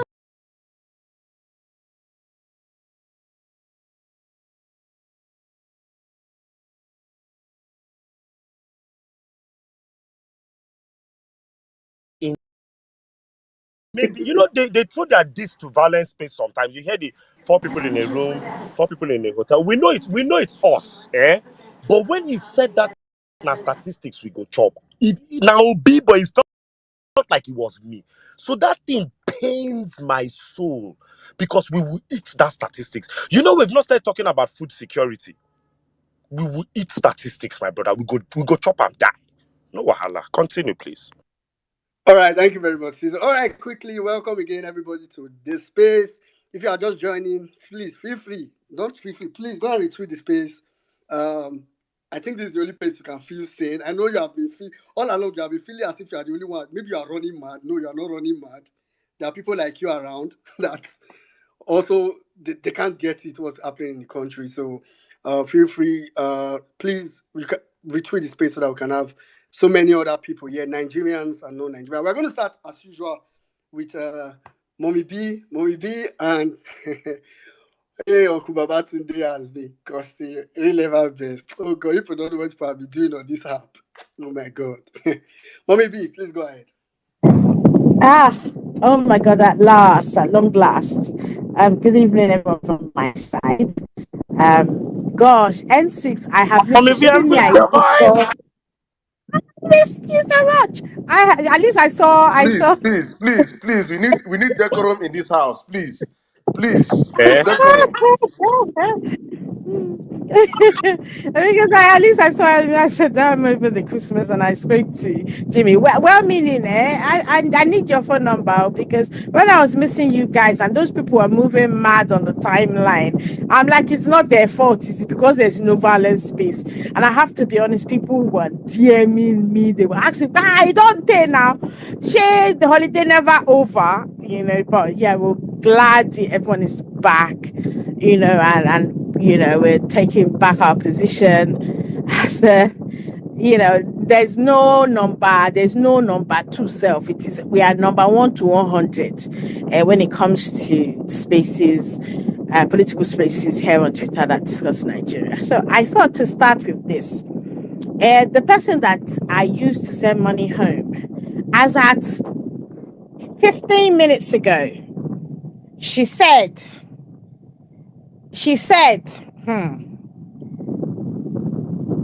update, rate update now. Good evening. The rate is now £1 to 1,702 naira. When I looked at it, I was like, wow. Me, I was alive when they were doing 1-to-1. I remember when my mom talked about it endlessly about when our currency had strength. But every time I see it go up, the exchange rate, because they try to defend the naira small. It came down a little bit, right? And then they were celebrating. Me, that I know that this one is going back up. It went back up, and in the last, I don't know what it is, but in the last week, it has gone crazy. And every time I see it, I remember N6. When N6 was saying it, I swear they would have thought he was a madman, because he said this thing, it will exchange over $1,000. I mean, 1,000 naira to $1. At the time, people would have thought it can't happen. But here we are. And when you think, I'm not even gonna lie. Like in the last couple of days, I was like, Abia, I'm suffering from secondary trauma, because every time I come on Twitter, something else has happened. Right. And I'm like, even when in situations when I have, the natural instinct is to for empathy to kick in. I find myself cold, and it's not like I don't care, but it's like, how is it that Nigeria so much? In fact, people in Gaza are not suffering rich Nigeria. I have to say that, right? Because whilst they are at war, Ukraine is at war, but Nigeria is at war. The government is at war with the people, right? And they have opened the door for terrorists to run amok. Right? And I also remember when N6 kept on saying that they are in our forest, we need this, that, and the other. Nobody was listening. But having said that, N6, right? Before, because I now call you a prophet, before then, Mommy, I don't know whether your mic, are you using your Bluetooth or are you driving? no. Can you hear me now? There's this breeze blowing through your mic. Oh. You know me and my fan. Let me turn away from it. Okay. It's cold, but I'm hot. Yeah, so it's like, when I think of N6, I say he's a prophet. But then there was a prophet before that. My bestie, Baba today, he used to say from the early 2000s and something. He kept on saying, Take your fitness seriously. Take your fitness seriously.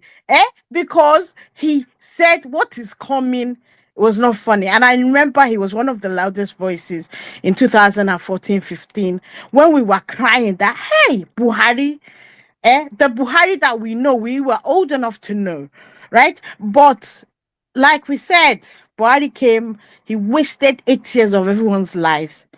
Right, he obviously walked away a rich man, because that 23 trillion, nobody can tell us where it is, right?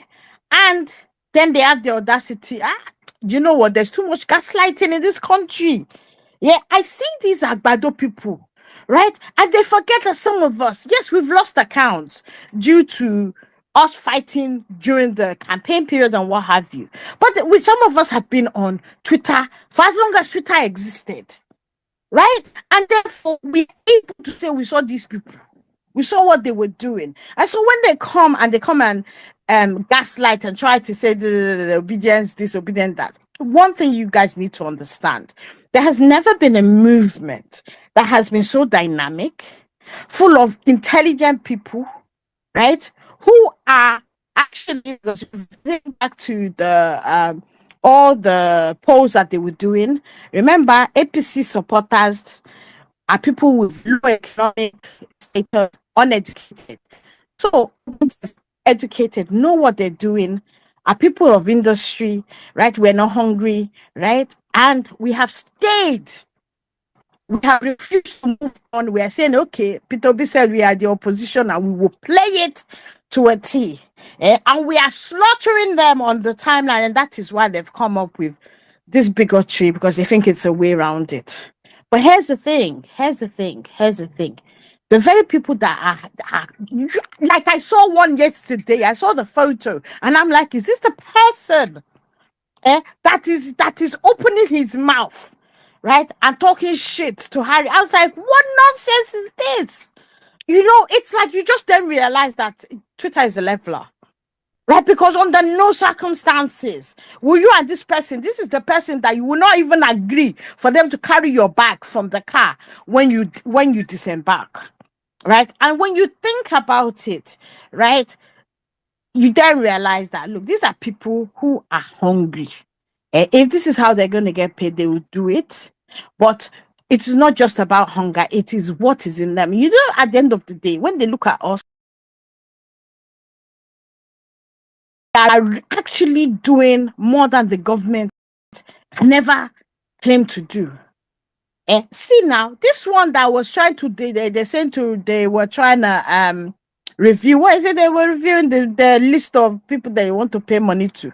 When we did the giveaway, when we did our Christmas giveaway thing, right? If it was automated. most of the process was automated. And I'm like, this is the thing that these people cannot do. When you have BVNs and you know how many people have bank accounts, yet you can't do that because you want to steal money. Right? But that's the obedience. We have innovation. It's like some of you people are so intelligent. I'm like, oh my God, I feel stupid. Right? We are doing what the government cannot do. We are meeting needs that the government is not meeting. Right? And then they have the audacity to say, what would Peter Obi have done differently? Look at Abia State. It's a microcosm of what could have pertained to the whole country. That man has not rested for one day since he got sworn in. Right? He has transformed the state already. Right? And there are going to be great things at the end of that first term. Right? He'll be able to do Peter Obi. Go and verify. But people want to suffer.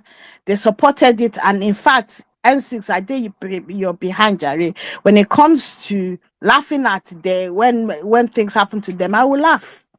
I not send them message, because when I was telling them choose wisely, life or death, they chose death. So when things start happening, the death of their jobs, the death of this, they should not come and be looking for my sympathy. I don't have it, because guess what? All the sympathy I have is for those who made the right choice, right?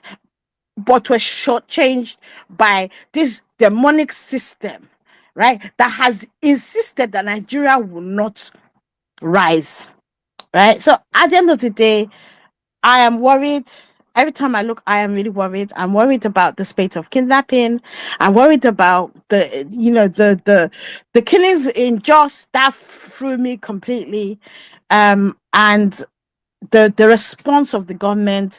We used to say Buhari had no empathy. In fact, Tinubu has nothing. He is like, he does not have a soul. Right, he does not have a soul. He doesn't have a brain also, because all he knows how to do is steal money. Right, he cannot put it to good use for the country. He doesn't want the accolades. He doesn't want to be regarded as somebody who has made a difference. But they will continue lying, and they will continue using propaganda. But all I have to say for my fellow Nigerians, fellow BDS, brace up. The storm, we are just hearing thunder, and we're seeing lightning from afar. The actual storm has not arrived, right? And maybe when that storm arrives, people would suddenly decide that they've had enough. Because personally, I've had enough. Thank you. I yield the mic. All right, thank you very much, Mommy B. Thank you. Omo, Fire submission, Mommy I B. Nice tell one. you, back to back, always repping. Thanks, Mommy B. Thanks to And I just want everybody. to also say, Mommy B, kudos to you for the other protest you are organized. That happened while the violence space Yeah, was on break. You did that despite there was no space, and I retweeted as much as I could when you were calling for that protest. So well done, Mommy B. God bless you. Yeah, God well, bless you. we've got more planned. We've got other things planned. Things like, so we've got the call of protest the next couple of days. We're just trying to, we're dealing with feedback from people, and we want a very high presence of people who are based in the UK but are from the Middle Belt, because it is their fight. We are supporting them with that fight, and we therefore want them to become the face of it. But we have made inroads. What we are, the connections we've made, I just can't talk about it on space, but people should watch this space. The next protest. In fact, we're going to continue protesting until something changes, right? And be it the international community who have suddenly woken up, right? Because the kind of like questions I've been having to answer, and they were like, "How is it we did not know?" And then having to explain to them how of not to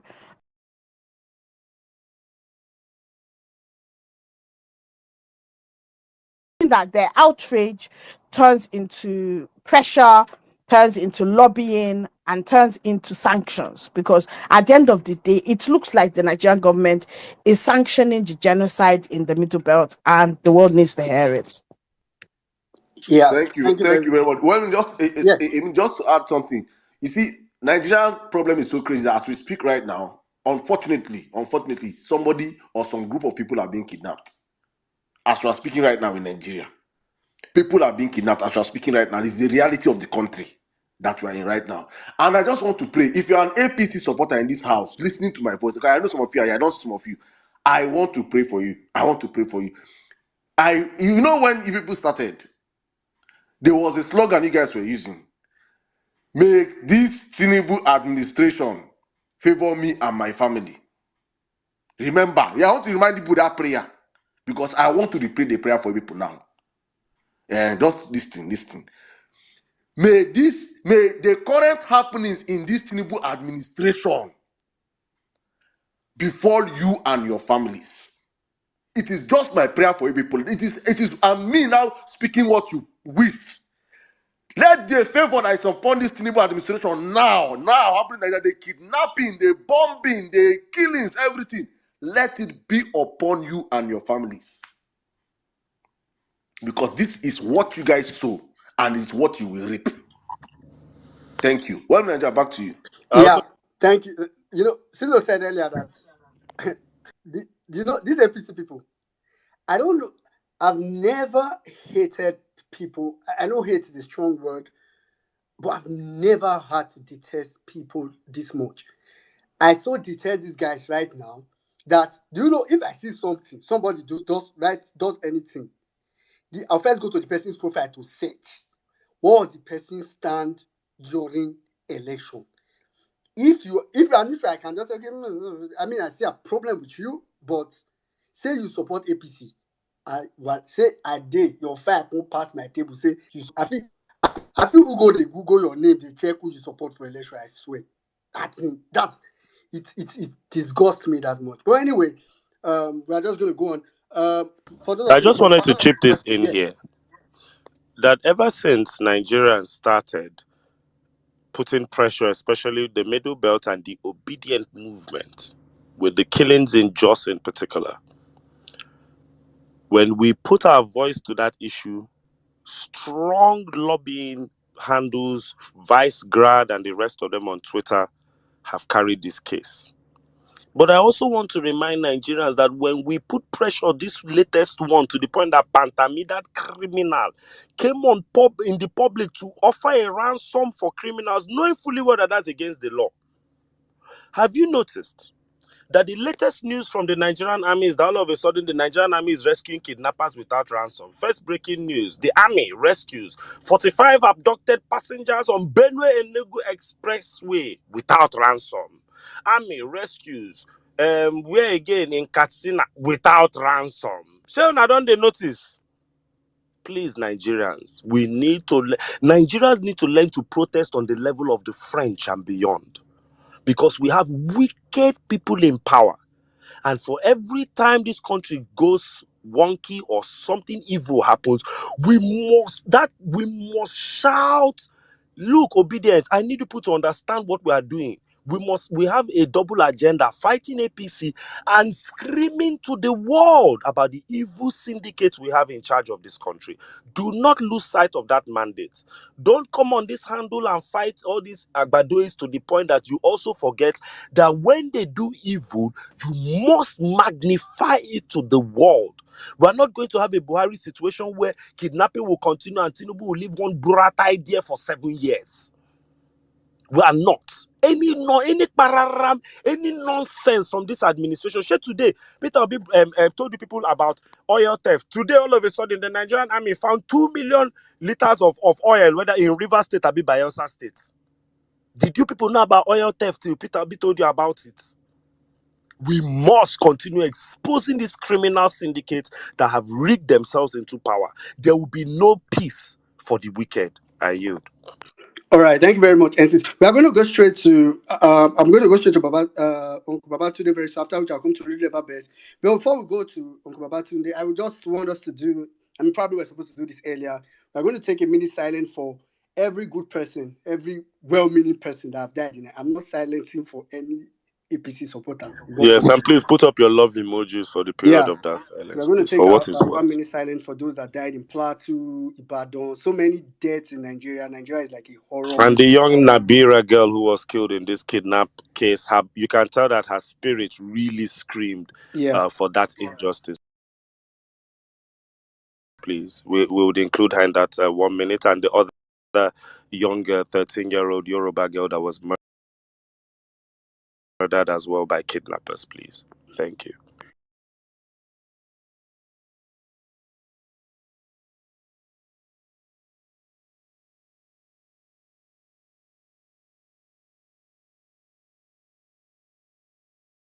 Babatunde, then Real Ever Best.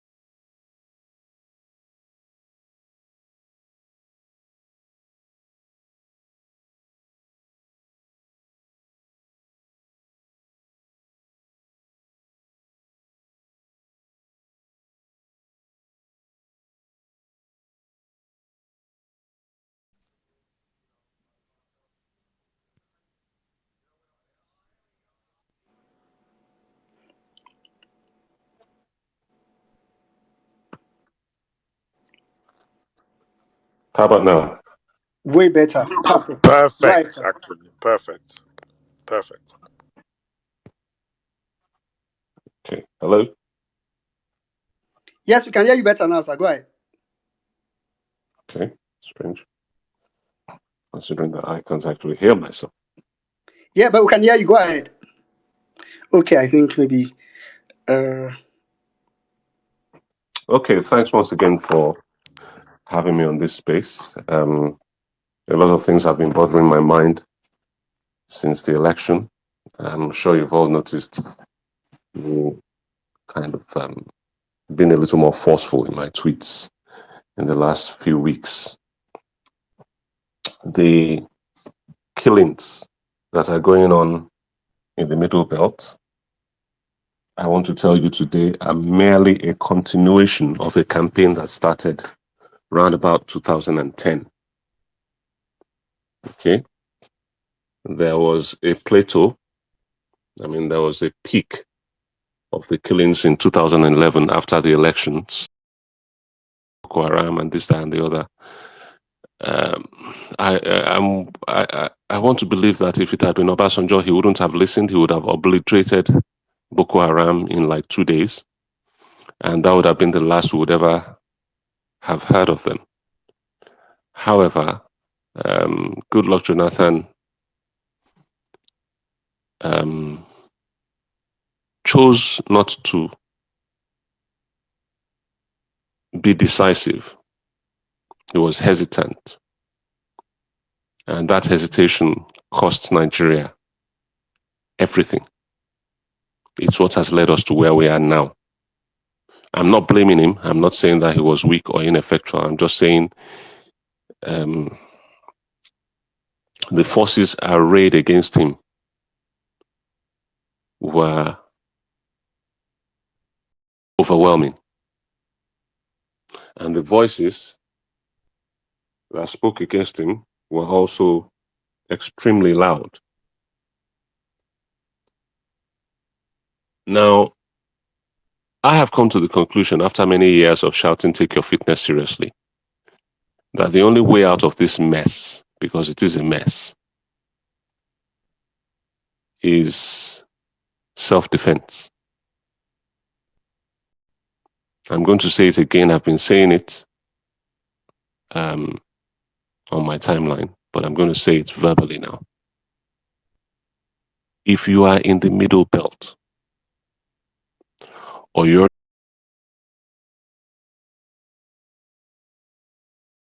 slice a terrorist in two in rapid fire mode at 250 meters, that's the effective kill range.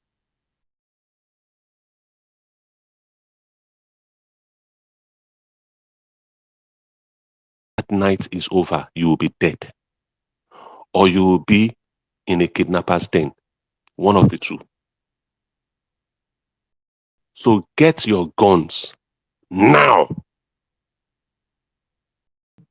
Learn how to use them. Teach your children how to use guns, because the Fulanis do. They teach their children and their wives how to use guns.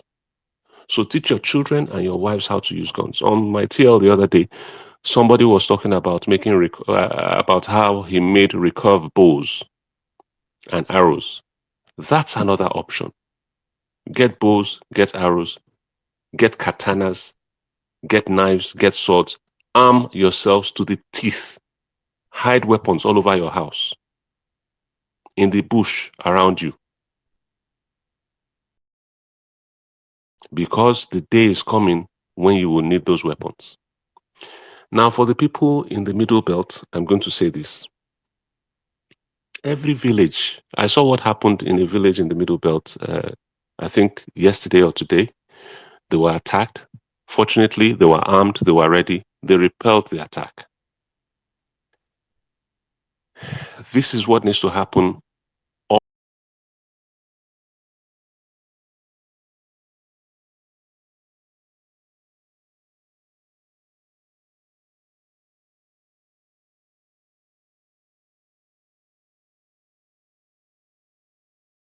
Going on in Ikorodu, they call themselves Badu. They were going around gassing people in their sleep and then smashing their skulls in literally with granite grindstones. This happened quite a number of times before I got exasperated and I put out a post on Facebook demanding that all Ikorodu residents, indigenous or not, who want to continue to live in peace in Ikorodu should join Onyabo, our local vigilante group that had been set up like a couple of decades ago, and volunteer a minimum of 2 hours a day of their time. I didn't ask for money. I said volunteer in person to go and join the Onyabo patrols and patrol your area. If you are within Ikorodu division, you must do this. Do you know what? Ikorodu people responded and did it. And the Bado guys were caught, not once, not twice, several times, handed over to the police, and the police would always release them. Caught in the act. I'm not talking about people who looked like Bado. These guys were caught in the act, breaking into people's homes, stark naked, all oiled up, so that they'll be able to get away easily if you try to grab onto them. They were always naked and, covered in oil, smothered in oil. It's crazy, but this is what happened. So eventually, there was one particular incident where a couple of kidnappers were caught and they were handed over to the police. The police rejected them because, of course, it was now obvious that there was some collaboration going on there. And they gave them over to the local vigilante, the official local vigilante group. And the guy escaped from their custody, but he was caught. And when they nearly lynched him, the then commissioner of police, I forget his name, he showed up and wanted to take the guy into custody. But the youths of Ikorodu, you're talking about a highly deprived local government, also the most highly populated local government in Nigeria, by far and away, higher than Alimosho.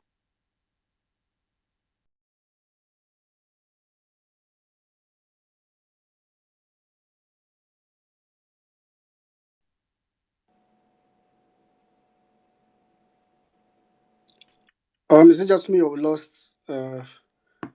No, I know the hear am again. No, I won't accept. Okay. Yeah, okay. I think maybe he got a call.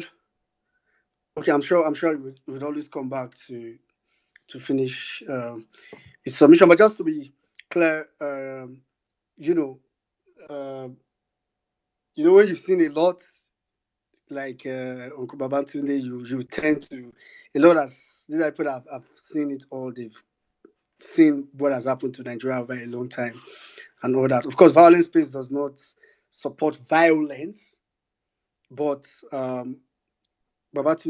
Uncle Babatunde there was just saying that we should ensure we self-defense is legal. So please, if you ever are in a situation where it's your life being taken against someone else's life or you defending yourself in any way possible, please go ahead by all means. I know it was just given exact ways and all that. So I'm sure I'll come back to finish the submission. Let's quickly take um, real ever best. After real ever best, please, I know they still ladies. So all these men, I just come. Where are the ladies in this? Where are these? Please, ladies, request the mic. Don't allow this year. No grief for anybody. All right, we'll take real ever best. After real ever best, we'll come to Grandmaster.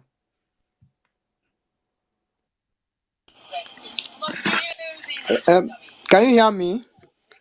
We can hear you. All right. Good morning, good afternoon, good evening, depending where you're speaking from. It's good once more to be here throughout. Can you hear me? Yes. Throughout last year, Can you I hear me? was. Ooh, yes, I can hear you. Yes, Omo, talk yes. am. Good.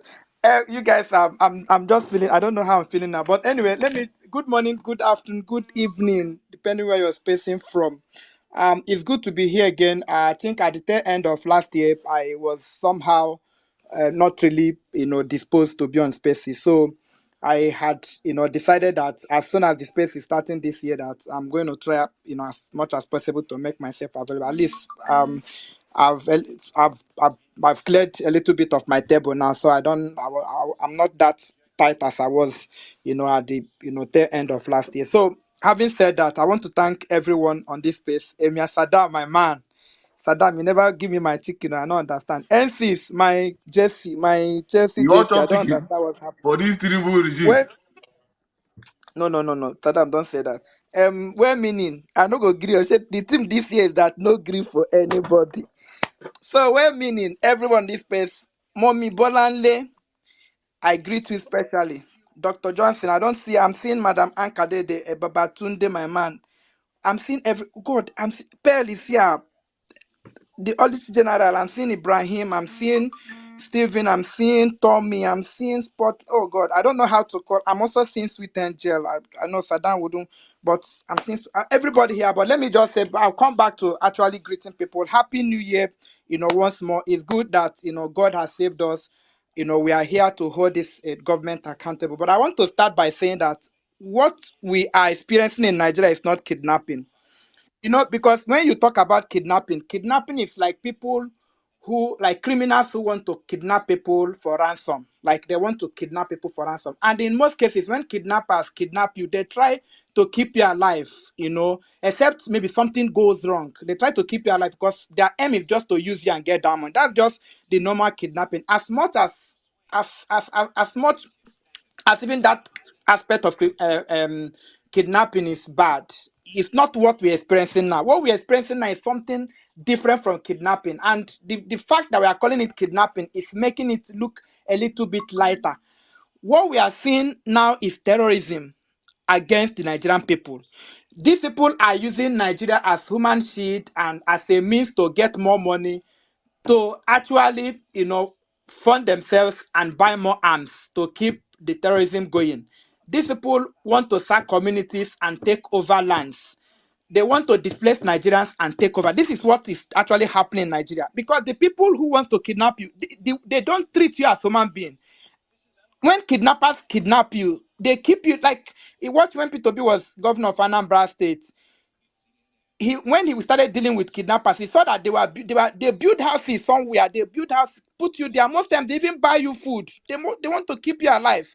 But these people that is kidnapping Nigerians today, when they kidnap you, my brother, their aim is not even for you to survive. If you survive, it's by the grace of God. Their aim is not for you to go, for you to come back. Their aim is to deal with you. And these people are animals. A friend of mine last year went through this ordeal in Port Harcourt. This guy ate grass. He ate grass just because for the 4 days he was with them, they did not give him water. He ate grass. They tied his hand. Both ants, as in the forest, ants, all those wicked ants, mosquito. He was there. He did not drink water. These guys were drinking water from ground. This guy was eating grass. The grass he was eating, it's not that they gave him grass to eat. Oh. He was eating grass as they tied his leg and hand. The grass that was in his, just close to his mouth, he was doing it so that he can get a little water for his system. This is the kind of brutality.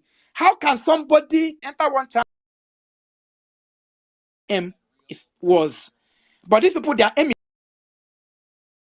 is to kill you. So if you survive, it's just by the grace of God. If you watch anybody who has gone through this ordeal, it's a terrible, it's something that you should not even wish your enemy. But in this case, I might want to wish even APC people to go through this ordeal, because these people, they don't keep in a house, they keep They in a rape forest. the women, no, they rape women, young No, women, old yes. women. They rape not just women, they rape children. It was They not rape 2 men years and ago. children. A woman came from US. The woman said when they wanted to rape her daughter, she knelt them and said they should rape her instead of, is it 9 years old daughter or something. The woman said, "Rape me instead of my daughter." Like, that is the craziest thing you can see. I've not seen this kind of madness in anywhere. So let us not talk about kidnapping. It's not kidnapping that is going on in Nigeria. It's terrorism in form of just kidnapping people to make sure that every Nigeria they kidnap, they make sure they show you what they really want to do. These guys are animals. And the fact that our government is treating them with kid gloves, the fact that our government is even recruiting them more into the army, and you now wonder why when military want to attack them, they already have the whole information already. So I don't know how we are going to. So like Saddam said, if Nigeria survive this year, then you know that maybe something else has happened. So this is where we are in this country. So it's not about being APC or being PDP or the Nigerian people should open their eye. Most times I go on space and I say things and people will say, "Oh, why you talk?" Because right now you have to say things the way they are, because you're just 1 minute away from being kidnapped. You're just 1 minute away from being the victim. So whether you say something, it don't say anything. It doesn't matter. You're just 1 minute away from being kidnapped. Nigeria is a very terrible place right now for everybody. It doesn't matter which party that you belong, and that is why I say these people that call themselves APC, these unscrupulous, these criminals, these people, I don't know where they came from. These evil people, I don't know where people came from, that has before this country. I pray that God will just take you people away. I pray that this band of bandits, this band of criminals, these terrorists will actually deal with you people one after the other. I pray that every time they come on the road, that you'll be the victim that they will get. You see, the problem that we have in this country is the problem of leadership, like Peter B will say. When you have leaders that don't have vision, it becomes very problematic, and it gives rise to a whole lot of other things that will happen. I think it was in 1940. I think after the Second World War. After the Second World War, America, you know how America didn't want to go into that war. The first war, they were dragged out. When Germany started attacking ships and other. And the Second World War too, they don't want to until Pearl Harbor happened. They had to come, to fight this thing. After fighting that Second World War, in 1947, I think it was Harry Truman that was the president of America then. Europe had already been destroyed by that war. America got down and said, "Oh, since we are in this, America has by then industrialized, military industrial complex, a lot of, so they needed a place that they would say this their goods. These people have just come out of war, but America had to now. The secretary, I think the Secretary of State then was George Marshall. I think it was George Marshall that now, he advised the then president Harry Truman and told him that the best thing they would do is to have a Marshall Plan. It was the idea that he gave Harry that now became a Marshall Plan. And America got down in deciding to actually give about 13.6 million to Europe. about how many countries in Europe then, for them to, rehabilitate themselves and be able to build up. The idea was so that America will have, some people talk about foreign aid and all the rest of it. There's always an idea behind that foreign aid that countries give. They don't just dash you money. They give you because Europe is the biggest trading partner to America, and America has to sell their goods. America haven't even made so much money in that war. Also need a country that they will even sell and do business with. They had to like give them money. That is vision. You're thinking of in the next 20 years, in the next 10 years, who are we going to trade with?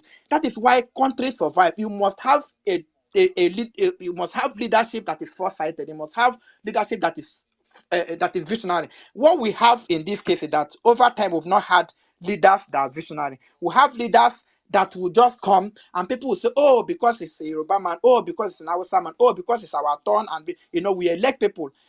Like NC's noted, I think the unfortunate thing that happened, that is the worst thing that happened to this country, that Nigeria had to go through Buhari and went into Tinubu. No country, I don't think there's no country that can survive this kind. I don't even know any country that have gone through this kind, because Buhari is something that shouldn't happen to any country. It shouldn't happen. Tinubu should not even happen. But we saw Tinubu, working like cops and like play, these people rigged. And God, for all those people who, in one way or the other, even for those people who will support them after the election, who rigged this election, may it not be well with them, because the Bible says, suffer not the wind to live. It shall not be well with anybody who try in what way, in what any shape or form, to actually legalize this government, to actually say, oh, leave them. The truth about the matter, let me now say this. The truth about the matter is this: whether obedient talk bad about this government, even if all of us enter the Redeemed Church and start praying for this government, it will not work. So it doesn't matter what we say here. It's not even what is going to be the problem with APC. Even if we start now and say APC, oh, may Tinubu survive, may Tinubu succeed, it will not succeed. So the fact that we're even saying it should not is just a given. It's going to happen. It's just that somehow we need to be here and be saying things the way they are. But even if we don't say it, it will happen. Just a There is no vision. Tinubu is not going to give what is not. This is a band of criminals. All they've come is to actually steal money. There is nobody in that government that when the mind is, what was it, a mindset space, and they were asking me about, oh, Bete covers matter. I mean, difference of whether Tinubu sack Bete do, whether he sack Minister of Interior, it doesn't matter. Whether they keep them there or it doesn't mean anything. Because the truth about the matter, in the next 1 month, another person will steal money. I will start talking about that person. All the ministers, they will have one problem, or they will, because these are band of criminals. So if you want me to dispense my energy and talk about Bete do, what happens to the next one, the second one, the third one, the fourth one, the fifth one? What is going to happen? What about the Tinubu himself? If you want me to talk about criminality, I will have to talk about Tinubu. That is the person who stole Nigeria. There is nothing that Bete did that is, up to what Tinubu did himself. It's a criminal, it's a drug cartel, it's somebody who stole money. He's half Lagos State in his pocket and Nigeria is pocketing Nigeria. So why do you want me to dispense my energy to say, oh, Tinubu did a good thing by actually suspending Bete? That was my problem about that one. If you don't want to leave her there, in short, all of them should be there. Let us know what is happening. That is what is happening. So we need to have, visionary leaders in this country, for us to actually move forward. Nigeria is in a very terrible place now. Yesterday, while I was going out, I didn't know that Adeboye came to our school, because every year they come here. Was Kumuyi will come very soon. Now Kumuyi will come, another person will come, and every time you see people, because while I was trying to go out of the gate yesterday evening, I couldn't, because there was this people, a large number of people, and I was telling my friend I was going out with, I say, you can imagine this kind of people that is coming out of this. If these people will have the kind of consciousness they have to go and pray for their problem, in this, because Adeboye came. If all of us can come out like this, don't you know that Nigeria will be better? Because what they've gone there to pray is what government should provide for them. Some of them have gone there to pray who have not paid house rent, and believing God for a car, and believing God for a land, and believing God for a wife, and believing God for all this. Believing is what government will do. And people, our religious leaders have conditioned us to say that our economy is in heaven. I've told people that if you pray and God give you a miracle car, will God give you a miracle road? If God gives, just for the sake of argument, let's just agree that you go to church and you have miracle car, because they will tell you this week God is going to do. You have miracle car. If God gives you miracle car, Venza, or latest, what's it called now, Ferrari or whatever, or G-Wagon, gives you G-Wagon, is he going to give you a miracle road? Is the road going to miraculously change? It's not. So this idea of people trying to cut corners and thinking that the power that God has given you already, that you don't want to use it. God has given us wisdom to be able to choose leadership that will have vision and do good for the people. And you leave it. You go and elect Tinubu, and the next minute you go to pray for Adeboye. That that one self is part of the problem. The next one that is going to come, there is one place here. I keep telling this thing on this space. They call Oshobo. If you know, if you know, if Osun State, there's a place they call Oshobo, and every year, what's it? Kumuyi will come and say, "Oh, I'm praying for Oshobo." Every year, every year, every year. This Oshobo, can't Oshobo be delivered once and for all? Every year they come to this school. Can the problem of this could be? It can't. It can't, because this is not how God works. It's not how God works. But these people, they must use it. So the problem of Nigeria is really our religious leaders. It's part of it. And for those of you who got, I'm a Christian, no, just don't get me. I'm a Christian, no, a very good one for that matter. But don't get me wrong. When you people go to church every Sunday and occupy there, and church will say MM, and you don't want to talk about the real problem of this country, you are also part of the problem. The problem of we cannot pray ourselves out of this problem. I want to repeat that again. We cannot pray ourselves out of this problem. We can only act against the problem and get results. I want to repeat that again. We cannot pray ourselves out of this problem. If we would have prayed ourselves out of this mess, would have prayed it out in the 1980s. Do you know people like Omopai, people like all this, they started in those 80s. That's when they was in Idahosa. This in 80s, these guys we are doing as if they want Nigeria is still here. And I'm telling you, for you religious bigots, you people that carry religious on your head and think that, oh, it is when all of us become Christians, that is when Nigeria will be good. It's a lie. Or you think it's when all of us become Muslims, start reading Quran, that it's a lie. It's not going to happen. It has not happened anywhere. We are no country that run the economy on the wheels of prayer. No country like that. And yes, I can hear you. I said in this space that we must strive to have visionary leaders. Because when you have visionary leaders, those are the leaders that I can actually set the vision that will develop a country. I've also said that what we are witnessing in Nigeria today is not kidnapping, it's terrorism. And that terrorism, people, everything they nickname it. They when this Boko Haram want to metamorphose, they say it's bandit and not. It's not bandit. It's Boko Haram is it's terrorism. Fulani herdsmen is terrorism. These people that you're calling kidnappers is also another brand of terrorism. These people don't want to kidnap you from it. These people want to kill you. These people want to make sure that you suffer, displace you, and take your land. If you survive from them, it's just God that just miraculously save you. It's not their problem. Is not to keep you alive. These people are animals, and until citizens stand up to ask the Nigerian government question and say, we cannot die again. We are standing up to take back our country. This thing will not stop. Because I said, let me end with this. Remember last year when I said that when you talk about terrorism and you talk about Boko Haram, that this Boko Haram, they have bank account, they have account officers. So they have bankers in the bank. That these people, they have imams, they have pastors in the church. That these people, they have doctors in our hospitals. That these people, they have university lecturers that provided intellectual cover for them. They have the normal people on the street that you see and you call them, oh, these people are normal people. No, these people have everything. So while you have terrorists that are in the bush kidnapping people, there are a lot of them that provide intellectual. So those are the ones who come to space and say, no, this thing is not about religion. This thing is not about this thing. Let us call it climate change. If people are suffering, it's not climate change, Joe. It's not climate change. Some people want to make sure that they convert people to, and they feel that until they do that, Nigeria will not be good. Just as Christians in the South are praying, like I just told you that Adeboye came here to pray yesterday, everybody came. That is why some mad people also in the North believe that until all of us start reading Quran, that Nigeria, these things, until we stand up and put this political correctness and trash it, put it in the dustbin of history, and tell people that religion is your personal property, it's a personal something. It's just personal to you. Don't bring it to national space and think that until all of us convert to either Christianity or this thing, that it's going to work. It's not going to work, and until we do that, Nigeria is not going to. So for everyone on this space, I want to thank you. I have just a whole lot to say, but let me not hug this mic so much. Yeah. So Saddam, my man, NCs, I can see Ibrahim, I can everyone on this space, I can see Steven, I couldn't come to your space today, sorry. Sweet child, I can see Madam, everyone on this space, I cannot call all We your never names, best but go I've straight to the seen point. all of you.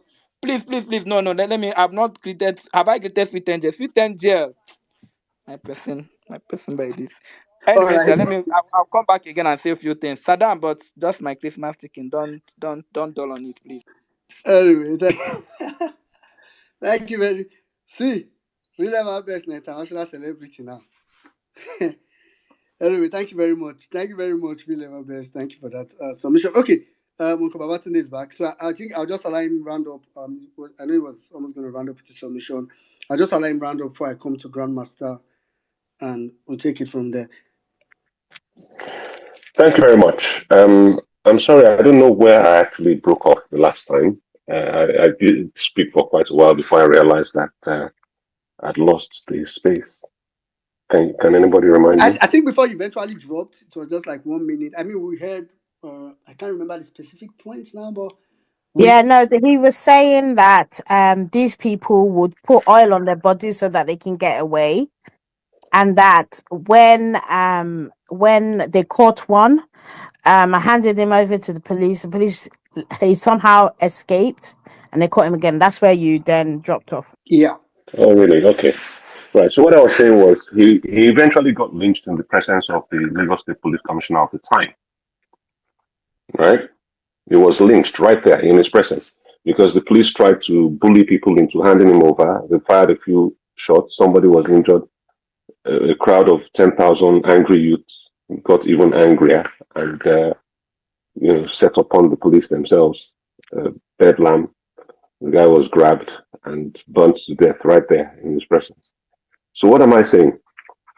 After that incident, the police now swung into action. They've been completely they've completely ignored the noise about Badu for months. It had been going on, But after that incident, and after several warnings that I put on Facebook, that look, if you don't start investigating this thing and start arresting these people, people will take the law into their own hands to protect themselves because we have a right to our lives, Now, coming back to the kidnapping and terrorism issue, um, my brother that just spoke was correct. It's not kidnapping, it's terrorism. Okay? It's terrorism, it's ethnic cleansing, it's genocide, it's mass murder. That's what's happening. And they've been getting away with it because they have collaborators within the Nigerian government, within the Nigerian military, within the Nigerian police. There are people in all these organizations that are working with the terrorists, that are perhaps even terrorists by night and policemen or soldiers by day. So my position on this, which I've made very clear and very public on Twitter, is that every community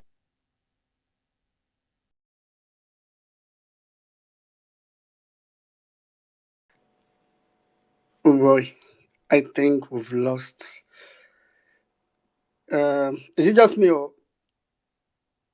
It's not just you. No, it's Yeah, No, not. it's gone. Gone. yeah. Okay, I think that's like a network issue. All right, no problem. Let's see. I don't want to make Uncle finish this message. All right, Grandmaster, please go ahead. And for those requesting, I can see all of you. Maybe we'll just try to. I know a lot people have a lot to say. You won't be able to say all of them today. So let's store some of them for the coming weeks. Real ever best. This your politics. I no understand though. Everybody will meet me and I don't speak past me. No problem. I dey watch you in 3D. Thank God. Really, yeah. Grandmaster, go ahead. After which we'll come to Oladipo. All right. I Good think evening, everyone. fine. Dipo, how you doing, my brother? I greet you, my brother. I hope say you do all right. So damn, it feels good, man, to see the violence space back, right where it needs to be. I greet you, man. Well, Well done, listen. Grandmaster. Grandmaster, come the whole space. Grandmaster, no, they come for space. Yo, bro, me, I'm forget that those spaces where they hold. I just vacuum make me start to the whole spaces, but very soon I go reclaim back to what I used to, do, just listening and contributing. But it feels very good to, have the violence space back. Honestly, I actually thought that the violence space is done, but it's so good to see. When I saw the notification today, I was like, damn, this is it. We're back at it again, right? So this is crazy. But yeah, actually, I didn't even want to come up in the first place, but I just came up to just update statistics that Sizzle actually read out. Sizzle, you spoke about the national debt. Apparently, you are not updated. Let me give you the new updates, the last one we actually know. So, if you may just indulge me a little bit, this is coming from the website of the Debt Management Office of Nigeria. The last particular, one they published was for September. Was on September 30th of 2023. If you go into that, you see a PDF, and when you open that PDF, you will see a breakdown of Nigeria total debt, both the external debt and then the domestic debt. So I'm not going to bore you guys with the details. I just want to name the total. The total currently in US dollars, that is as of 23 September, is 114 0.35 billion US dollars, which as of then, when it was calculated, you see the rate which was calculated back then. The rate was 768 naira to a dollar, which gave us 87.91 trillion. I decided to, just do the math for everyone, just using that figure from September of 2023. But the truth is that when you want to pay debt back, you have to pay based on the current exchange rate. The current exchange rate, I actually didn't use the complete one. I just used 1,300 naira. Is going to put our current national debts.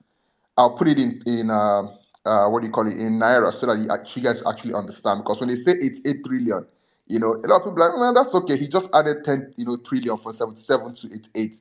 Our current national debt, based on the current exchange rate, is actually 148 trillion 200 billion naira. Let me repeat that again. 148 trillion 200 billion naira. Mind you, according to statistics, Buhari left the total national debt at 77 trillion. At that particular point in time in September, we had doubled that figure.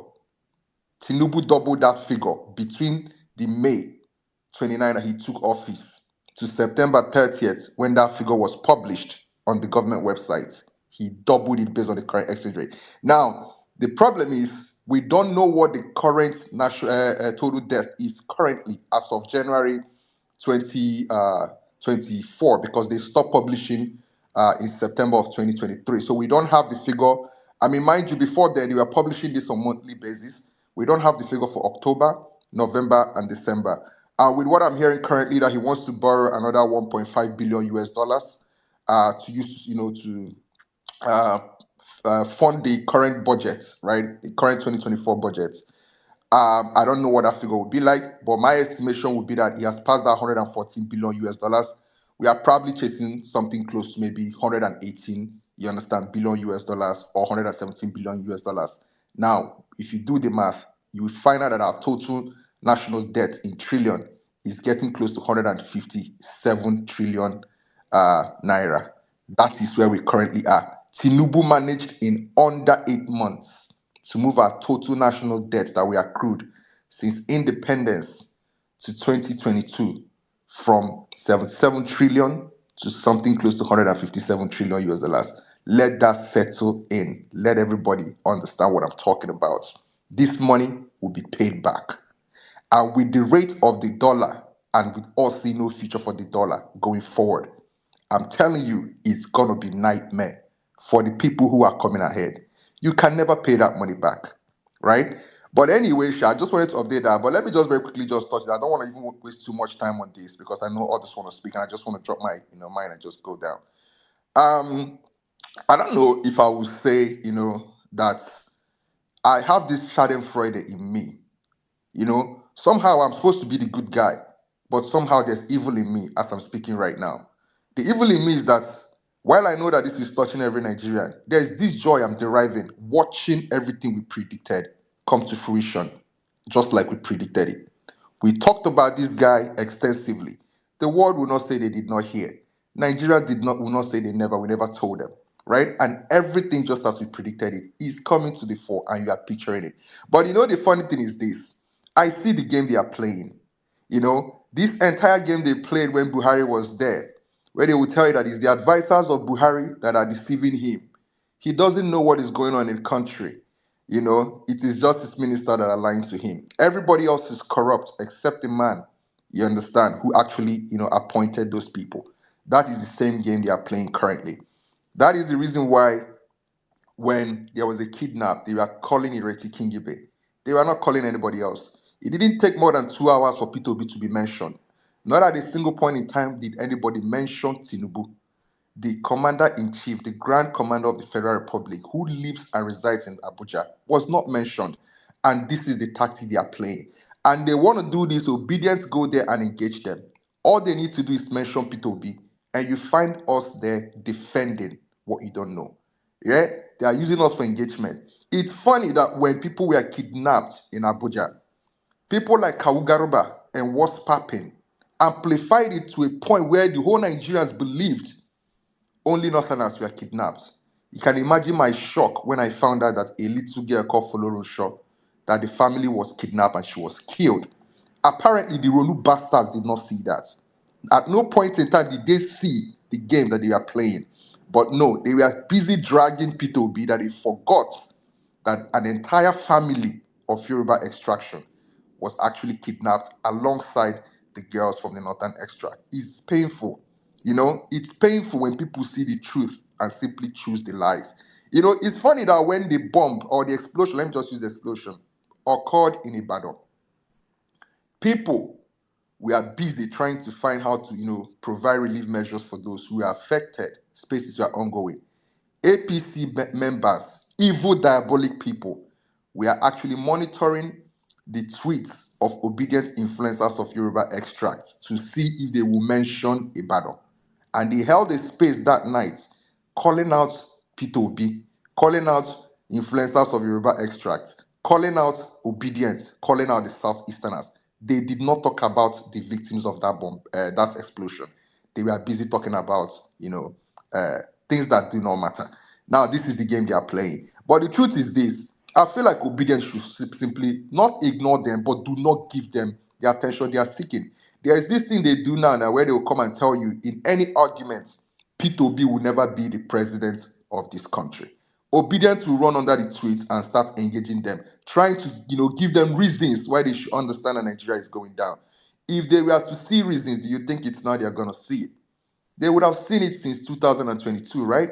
But you are going there to explain to them, I don't know what you think you're explaining to APC members. I've said it again. Show me one APC member who was an APC member in 2022 before the campaign started, who is still not an APC member as of today, 2024. You will not find anyone because these people are born evil. They are evil. They are insidious and very diabolical. They are not willing to change. National growth is not for them. It is not what they are here for. They are only simply here for vendetta, revenge, and to throw it in your face that you may never be able to get to that position. So I don't think we should actually be spending our time engaging people like this. They are now using it at this particular point in time for engagement, and they are raking the money in. It's unfortunate, but unfortunately, I am not obedient. The only obedient out there. I will not tell anybody how to behave, what to do with their time.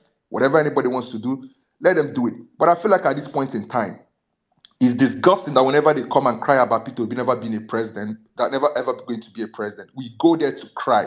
Please, we should stop this. If Peter Obi is not president today, it is fine. We will be all right, right? The question is, all those who are taunting you, are they going to make it to 2027 when Peter Obi may or may not try to take another shot at the president? That's just all I wanted to say. I didn't want to take people's time. Let me Yeah. just create room so that others can speak. Thank you Yeah, very yeah. much, bro. Before you go, Grandmaster, how much did you say is Nigeria's debt currently?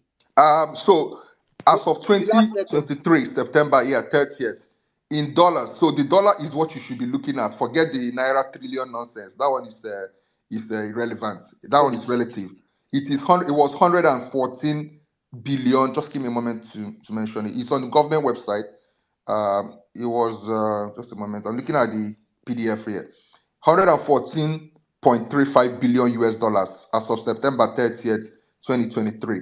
And if you change that particular amount, that is under the premise that it has not grown since then.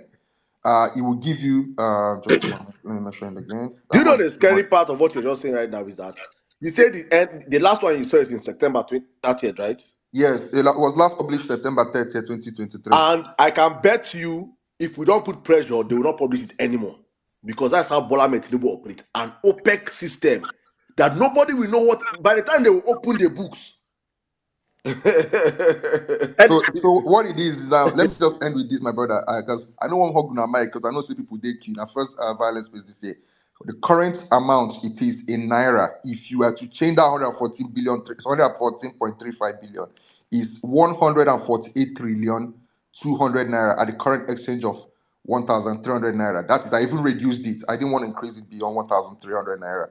That is the rate you are going to use to pay back any debt if you are going to pay that debt back today. So that's just about that. Thank you very much. Are you? Yeah, no, I know I was asking you because as you were talking, I died Chief Nobu to listen to your submission, and he has a message for you too. That one, a thing statistic we go chop. Grandmaster, you are that one. But for people that are listening, anyway. Thank you so much, guys. Thank you so much. Sadam, thank you so much. Everyone, thank you. Let me go back to listening section. For people that are listening, so let's assume that there are 210 million Nigerians. Okay, let's assume there are 210 million Nigerians.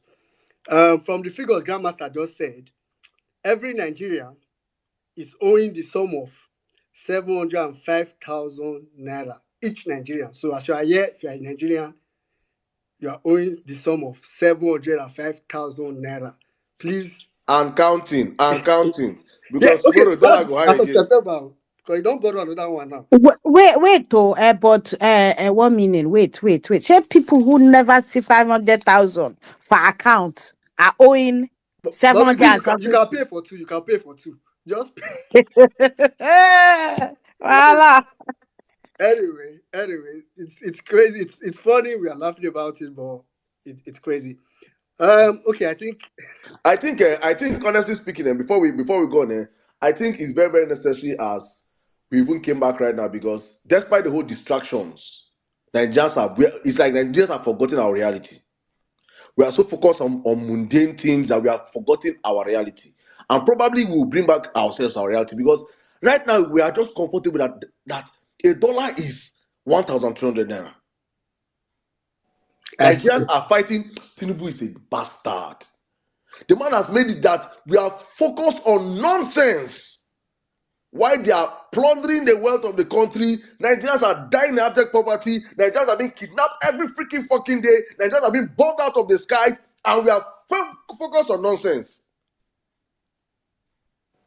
And it's having a smooth run.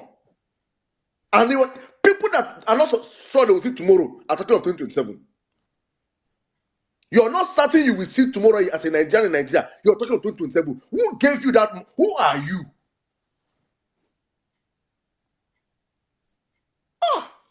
No. We could bring that man back to. We will bring him back to the drawing table. He has to understand that no. You can't steal this mandate and run with it and use bastards, employ useless bastards online to come and be diverting our attention.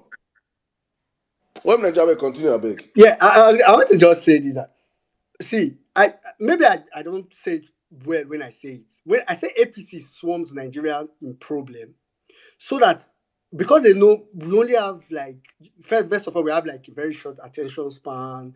Then secondly, we only focus on the most I don't know how to put it, the most dramatic of news. And it's not a bad thing. It's okay. Like so, it is what it is. So APC have discovered it, and they use it so well. As in, that I'll give to them. They use it so well. So if APC, for example, the way I think generally, everything that happens in Nigeria, I put it on APC. I assume they made it happen. For example, Betta Edu is why we were joking. Oh, let's say this woman. See, Betta Edu was the least thief among it. So she was like someone that they needed to sacrifice as a distraction for Plateau. That was not. It's not as if Betta Edu was as in. Can you imagine? Betta Edu is a small thief now. You want to talk about what people like Matawale will be stealing by now? Come on. As in, those people, you think it's Better Edu that is stealing? She was just very, as in, they don't say, okay, this one now amateur, she go transfer the money to her account. Look at, okay, release her, make sure they make them, at least they go come on now, face and make this platform matter. So they don't do that and disturb us. That's what APC, to be honest, in my heart of hearts, I feel like APC has a special wing that they dedicate to these things. And if they have to kill people to do it, there's this movie that came out recently. It's a northern setting movie. I don't know if Oga Ibrahim has seen it. I think it's the Caliphate or something.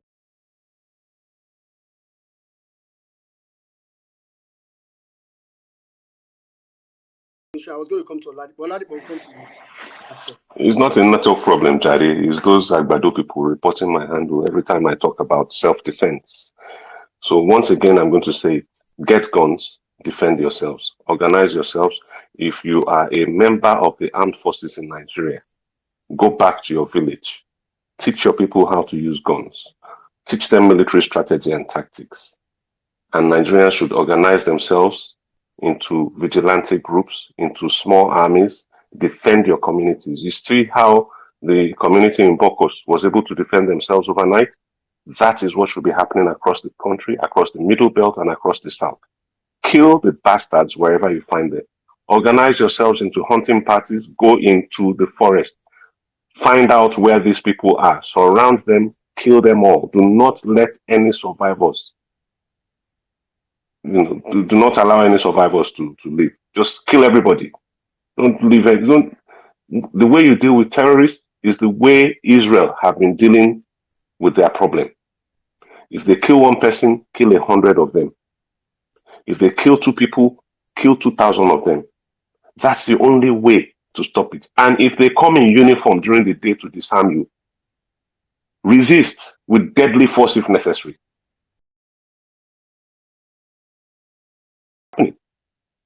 Michelle Ario, 13 years old, was killed. And the noisemakers in the north pretended as if it was just northerners that were kidnapped.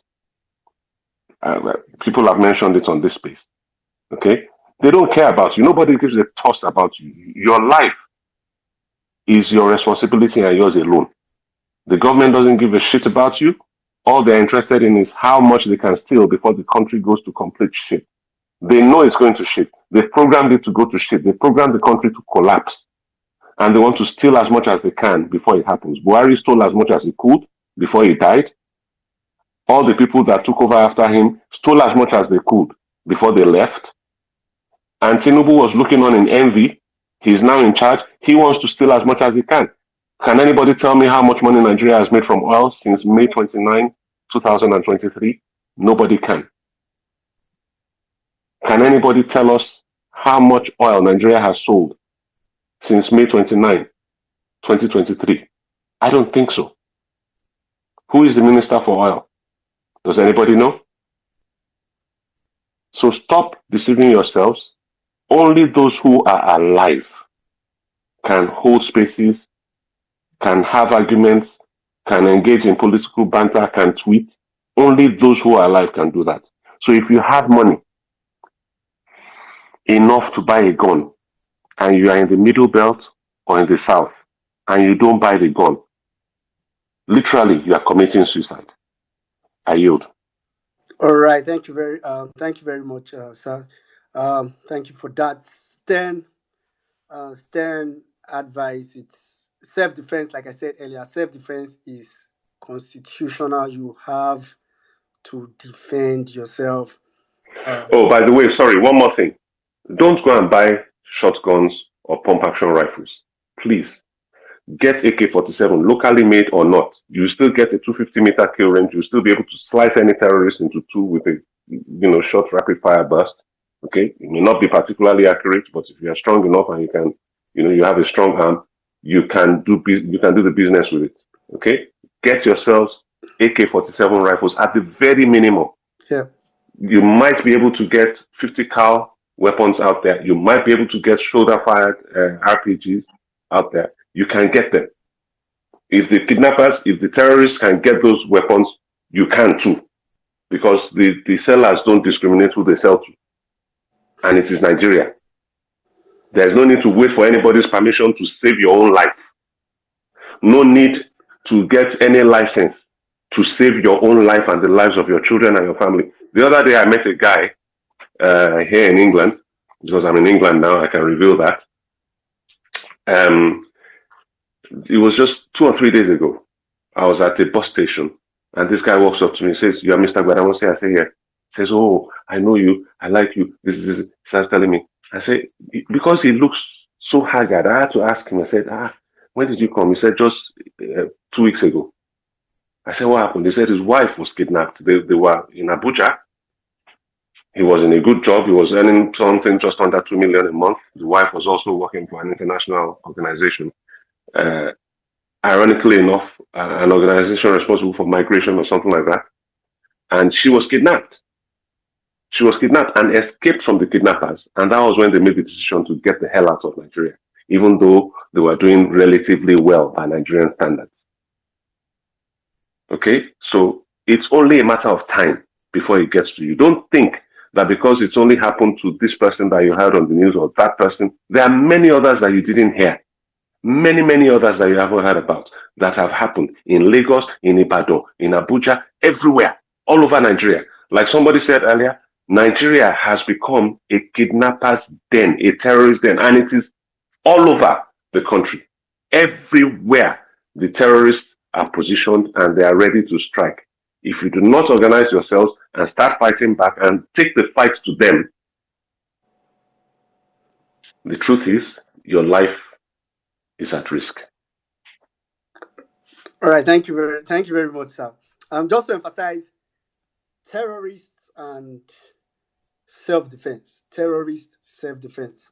So please, you have a right to leave. All right, quickly, we just go straight to Oladipo. Please, if I bring you up to the speaker section, ensure your hand is up if you intend to speak. If your hand is not up, I probably have to drop you to bring so many other people that are requesting the mic. Violence Space is back. Don't worry. Next week, the Violence Space. Next 2 weeks, the Violence Space. It's back. So, Oladipo, please go ahead. Good evening, well-meaning Nigeria. How are you? I hope you're doing very well. Sure. My general, Saddam, how are you doing? Thank you for bringing back the space. Auntie Bolanle, Happy New Year to all of you guys. I greet everybody, Ibrahim, everybody. Uncle Yadamosi, good evening. Thank you for standing in the gap and speaking the truth. Before I go on, wọ́n ní ṣòkòtò tí ò balẹ̀ bẹ́ẹ̀ gbà látẹ̀ní dọ̀la ibi ó mọ ló mọ. A trouser that was sewn and it couldn't get to your ankle, as in it couldn't touch the ground. You now start to pull it, kicking it, doing all sorts. No matter what you do, it will remain in the same position it is. You see, like Saddam will always say, Saddam and Sizu. Sizu, God bless you for that expose. You are a prophet and your wisdom will never go down.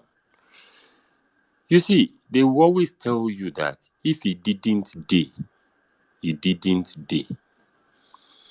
I say this to all the Yoruba Ronu fools.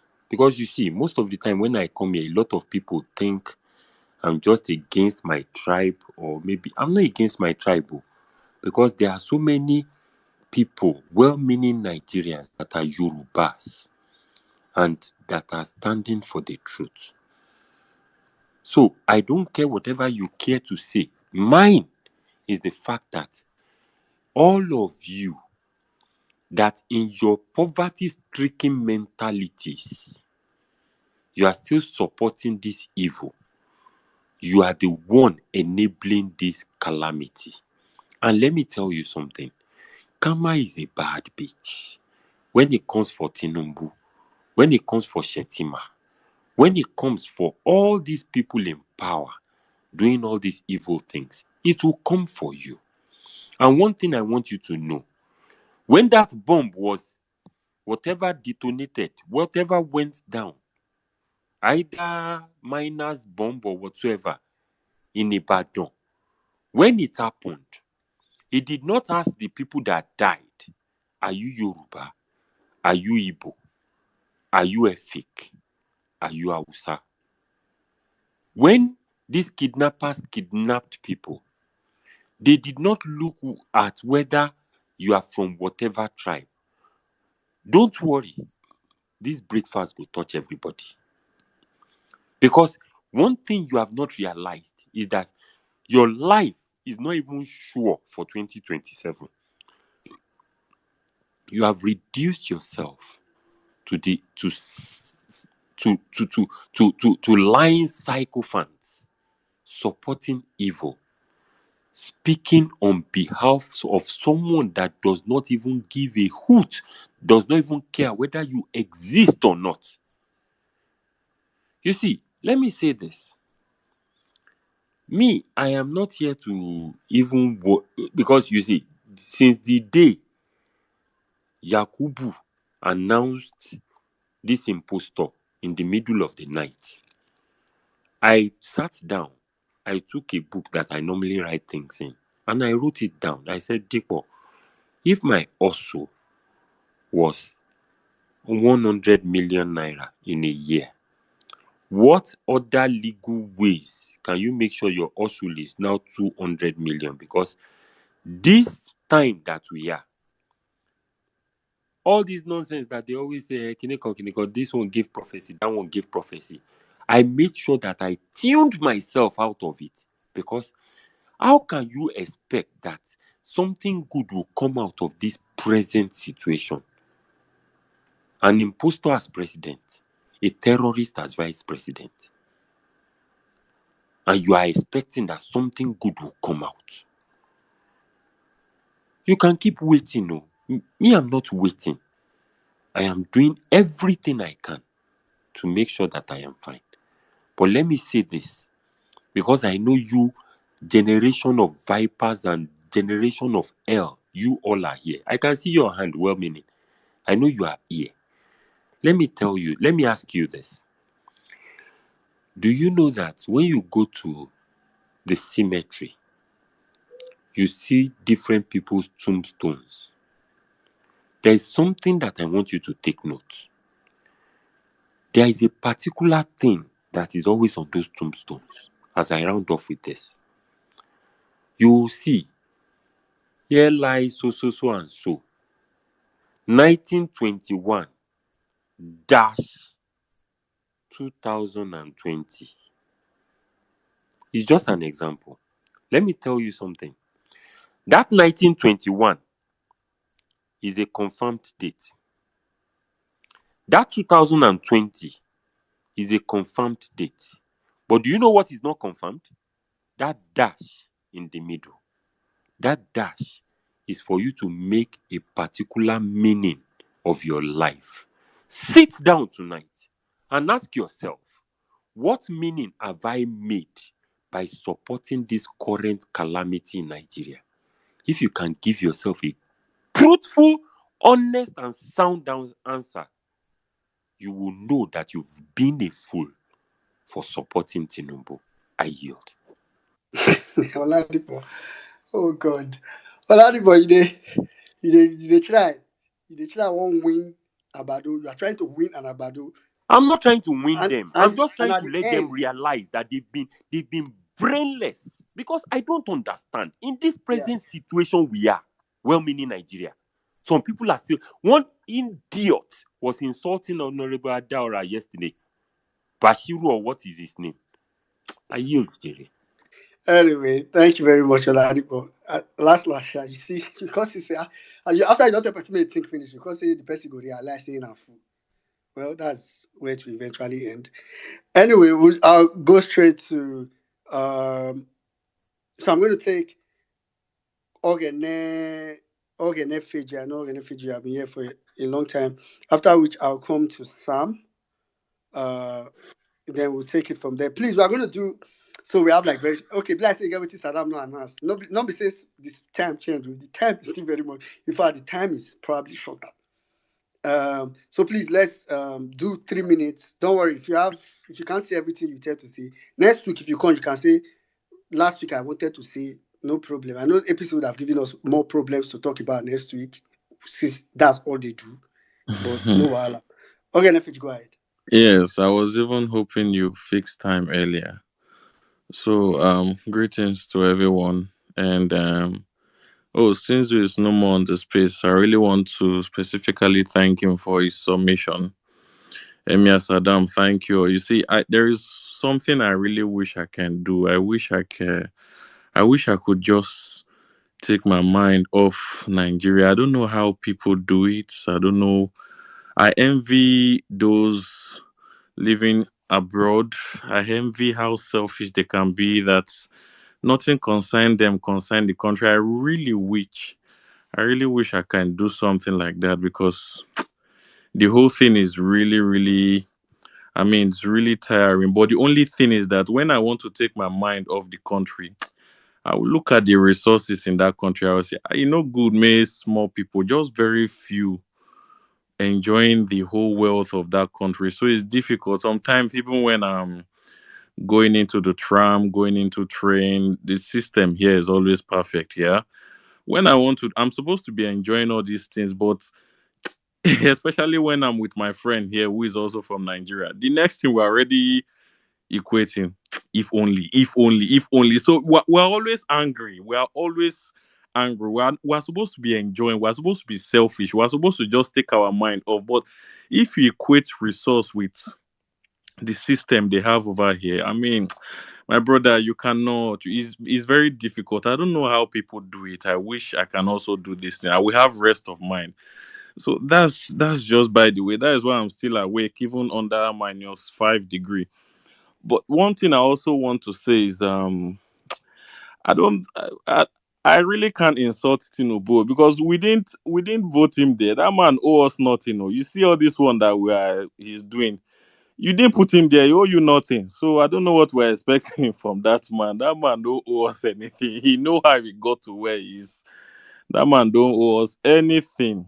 So I don't really have the time to waste my voice to insult him or call him out or whatever. I know that he doesn't owe me anything. No be him we need. Another thing is, I also want us to. We already know the games.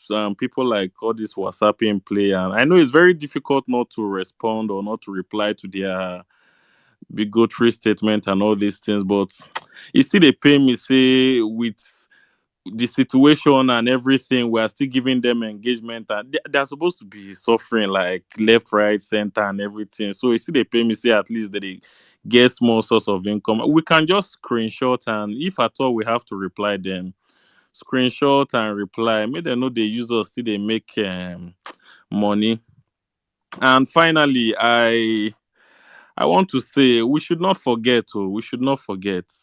Peter Obi won that last election, so that's also proof that majority. I want to emphasize on majority. Majority of Nigerians voted for that man. So sometimes it's really painful, and I'm always thinking. So what are those? Because on this pace now we are less than 2000. I'm thinking, what are those millions that voted the man, those market women, those other people, how are they feeling right now? What's really going on in their mind? Even as we spend much time to insult all these agbado and all these people, I don't know if there is any way we can always continue to encourage obedience, because they no plan this thing. Oh, honestly, they know. We sometimes we talk as if the man won legally, not even legally safe. Even if he spend money, the money fail him. He didn't win the election, so we are pou- pouring much attention on this nonchalance. If obedient decide to rise up again, all these people they no stand. Though. They no near us. So in as much as we continue to insult all these people that are not alive in the first place, in as much as we insult them, let's also try to encourage ourselves as obedient, because honestly, nobody wanted what is happening. Let me not Yeah. say nobody, majority don't want these things. All right, thank you, thank you. That's All my right. Thank you summation. very much, Jorge and Fiji. That was like a very good submission. Uh, you are right. The truth is that majority of Nigerians voted, which is the sad part. And I can actually relate with what you said. Sometimes you see people, Nigerians in diaspora. Some of them really wanted good governance, but they are not as invested. They don't, So for them, oh, okay, oh, now they sabi, oh, make they go die. Now I be try, I be talk my own, or I be put my money. You see them and you're like, how are they able to do it? And it's very hard. Um, Thank you very much. Okay, quickly, we'll just take Sam. After Sam, I'll come to call me like I'm only calling those whose hands are up. Uh, if your hand is not up, I'm not going to be able to call you. All right, Sam, please go ahead. You have 3 minutes. Um, Thank you, well meaning for the opportunity to speak here. I just want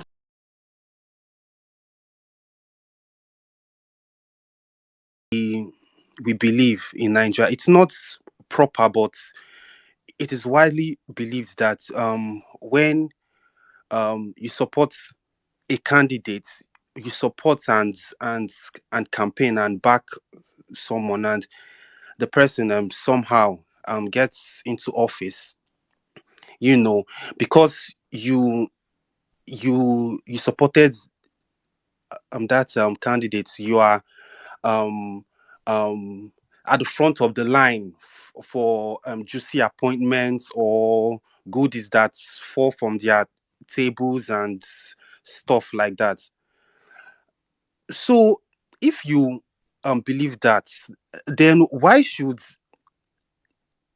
the bad that happens under the same government not happen to you first?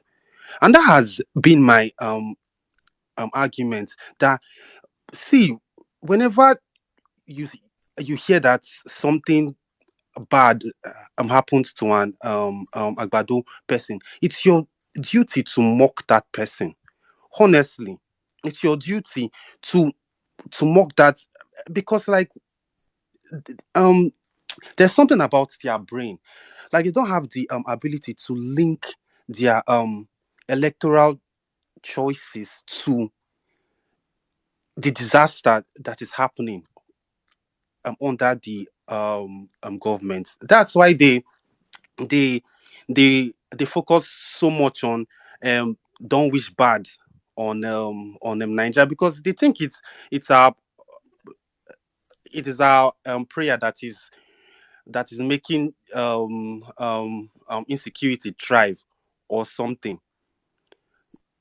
So it is your duty to remind them that it is their electoral decisions that is bringing this unfortunate events into their lives. And when you they'll try to gaslight you and say, oh, obedience are vile, and this, no, no, no, no, no, this is the only language they understand. And I've been so happy that we've been giving it to them like fire for fire. My prayer is that God will protect every obedience and keep them safe. I yield. All right, thank you very much, Sam. Thank you. You don't give me new one. Sam said, if something bad happens to an Abadu, I wish there's a database to just type and just type person name. She says an Abadu without, but thank God for Twitter, thank God for internet. He said it is your responsibility to laugh at the pet. And it's true. Because these people, some of them give themselves excuse that they did something right. They convince themselves psychologically that they are doing something right. It is my it is my responsibility to laugh at. It's my responsibility. Abadu, it's my responsibility to laugh at you. All right, quickly, we're just going to go straight to call me Lexi. After which I'll go to Mr. Given.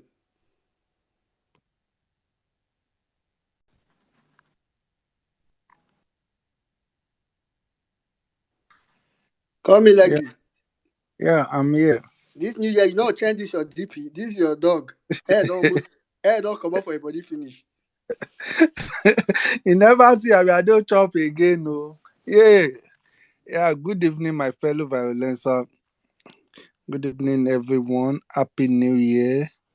Happy New Year, Mia Saddam, Mommy Bolanle. Everybody, it's good to hear you again.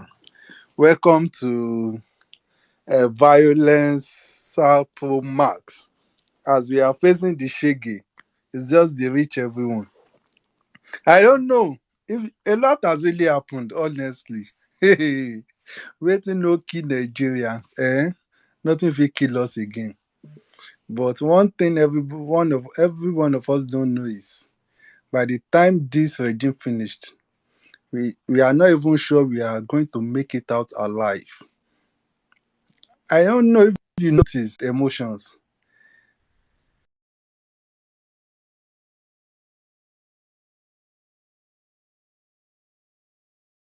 Bullet. It doesn't discriminate.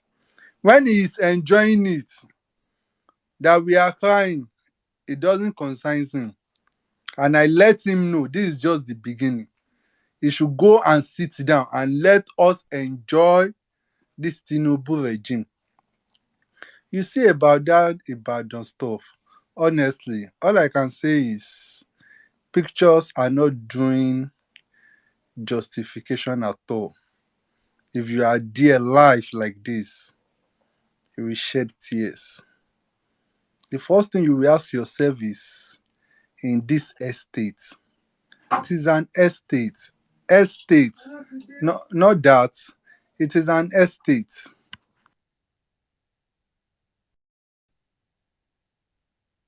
It is an estate. But you won't believe that it was granted. Who are the victims? Are they not Nigerians? This woman that called herself Ashiwaju Baby, she was crying now. They pirated her movie. That is the result of bad governance. You know they discriminate. As long as you supported bad governance, it's going to reach you. You cannot escape it. We that we didn't support, we are feeling it. How will you escape it? Kidnapping here and there, up and down. Guess what happened? They are dancing. They don't care about us. I have said it. We have gone past the days we are going to be partying. I've left that side. I won't play emotional games now. We are going to be singing "On Your Mandate We Shall Stand." Ebin Pawa, that is what we will be saying, which is true. Reality are setting. Yesterday's victim, today's victim was yesterday's survivor. Today's survivor will be tomorrow's victim. Who is next? That is the topic we are asking. That's the question we are asking. Thank God for Peter Obi that opened our eyes. They say we are stupid. They say we don't know what we are doing. We are asking for the bare minimum, barest minimum. Just give us good governance. Give us good governance. When you give us good governance, then we all will enjoy. See what is going on. Everybody is angry, hungry, no job, nothing, nothing. Everybody becomes beggar on the streets. We still have ourselves to save. Me, I didn't give up on Nigeria. It is just a matter of time, and we are going to get there. It's always good to hear your voice, everyone. Thank you for coming together. Thank you for everything you do at the background for obedience. I pray God bless everyone. I use the mic. All right. Thank you very much, call me Lexi. It's always good to hear your voice. But I know call that. I be like you call the C's like Tinubu, you call the C's for some. Anyway, it's good to hear from you. All right, quickly, we'll just go straight to Mr. Giving. After Mr. Giving, we'll take Peter is better. Hey, good evening, everybody. It's 11:24 here from Lagos, Nigeria. Happy New Year! Like I'm really, really, really happy, to be on the space and to hear everybody. Special greetings to MS Adam, well-meaning N6, Man Bolanle, every other person. Special shout out to everybody. I beg, Oga Oladipo, most times I confuse myself between you and N6. There's this vocal similarities in your voices. Anyways, on this topic, basically, um, Nigeria's stuff right now is just it's gone way beyond anything, and as previous speakers have been saying, it's just better we just say it as it is. All this kidnapping stuff, it's scary. It's scary. really. And I heard something someone said that Sir Saddam said, where he said that this 2024 is going to be really, really, really, like, if nothing happens this year, then wow, because that's also been my own thoughts too, because the way things are right now, this is like the maximum of everything that can make anybody go stupid. If you have your money here to spend it, issue, if you manage to spend it, the quality of your the product you're getting is possibly messed up. I just didn't want to spend much time here. I just wanted to, be a part of the congregation, and I was really, really happy I was here today. So I'll be yielding the mic. Thank you. All right. Thank you very much, Mr. Given. Welcome back. All right. Quickly, we'll go straight to Peter is better. After which we'll come to Tosin, then Anzi. Okay, thank you, well meaning. Happy New Year, Emir Saddam, every other person on the space. You see, I just want to seriously talk something that is very, very important. In this country, it is terrible. And it's giving me worry that people are suffering and people are managing the suffering. People are not interested in doing the right thing as a people. Sure, the rate of begging these days in Nigeria, and those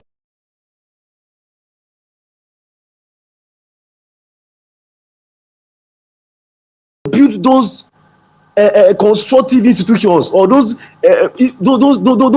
structures that can make us have a better society. Instead, they are developing and building extractive ones, extracting everything from the people. The rate of corruption in this country is becoming so alarming. If anybody tells you that Tinubu is fighting corruption and you believe it, I don't know the kind of sense you get at all. Go and learn how to have sense. That is not the truth. Because these guys, they want to loot everything. If you are privileged to know what is happening in this government, just privileged to have a glimpse of what is happening, these guys are looting everything. And they are distracting us with the media, with lies, propaganda. Nothing good is coming from this country, from this government. So I'm begging all women Nigerians, those of us in Nigeria, please, it is very, very important. I was in one place called Fort Mart in Benin City to go and buy some things, and somebody came to me asking me, "Oga, abeg, I need one bread now. I wanted to buy like 3 loaves of bread. I have to give him one. So I wanted to buy 4. I gave him one, and I took 3 home. So you can see the rate of hunger. So we must try as much as possible to mobilize the people. And just this evening, I was told by a cousin who lives in Abuja that somebody was just kidnapped near their estate just this evening in Abuja. I'm not telling him that, yeah, why don't you guys just organize yourself and occupy Aso Rock? Because we must take this country by force. It is the truth. Nobody should be talking about 2027. In 2027, there will not be election. It will be what happened in 2023 will be worse. What will happen in 2027 will be worse than 2023. So we must rise up and demand what is ours. Take it by force. That is the right thing to do. I beg it all Nigeria, anywhere you are. Let's start now talking to people in your streets, people in your. I'm already doing that on my own. Talking to people, let's get themselves prepared. Because somebody who told me something this evening, he said if you start time, I will join you. You get that will tell you that people are already getting awareness about this, because it is we that can save this country, not election. Election, I'm not preparing for election. I'm preparing for a revolution. I hear the mic. All right. Thank you very much, Peter is better. Thank you very much for that straightforward submission. And that's really just what it is. To be honest, I don't know, but 2027 is not even an option, to be honest. But I mean, it's okay if you want to try again. Be my guest. All right, quickly, I'll just go straight to Tosin. After Tosin, I'll come to Anzi. Thank you very much. Well meaning. Hopefully, you can hear me. Yeah, but I think if you can speak louder, or maybe I don't know if you're using some earpiece or something. Can you hear me? Better. Okay, thank you. Greetings to you and happy new year. Emir Saddam, greetings, my Bolanle, everyone on the space. Greetings and happy new year. Thank you for doing this. He was missed, but all the same, he was needed. And then coming back strong. I mean, all the things are happening in the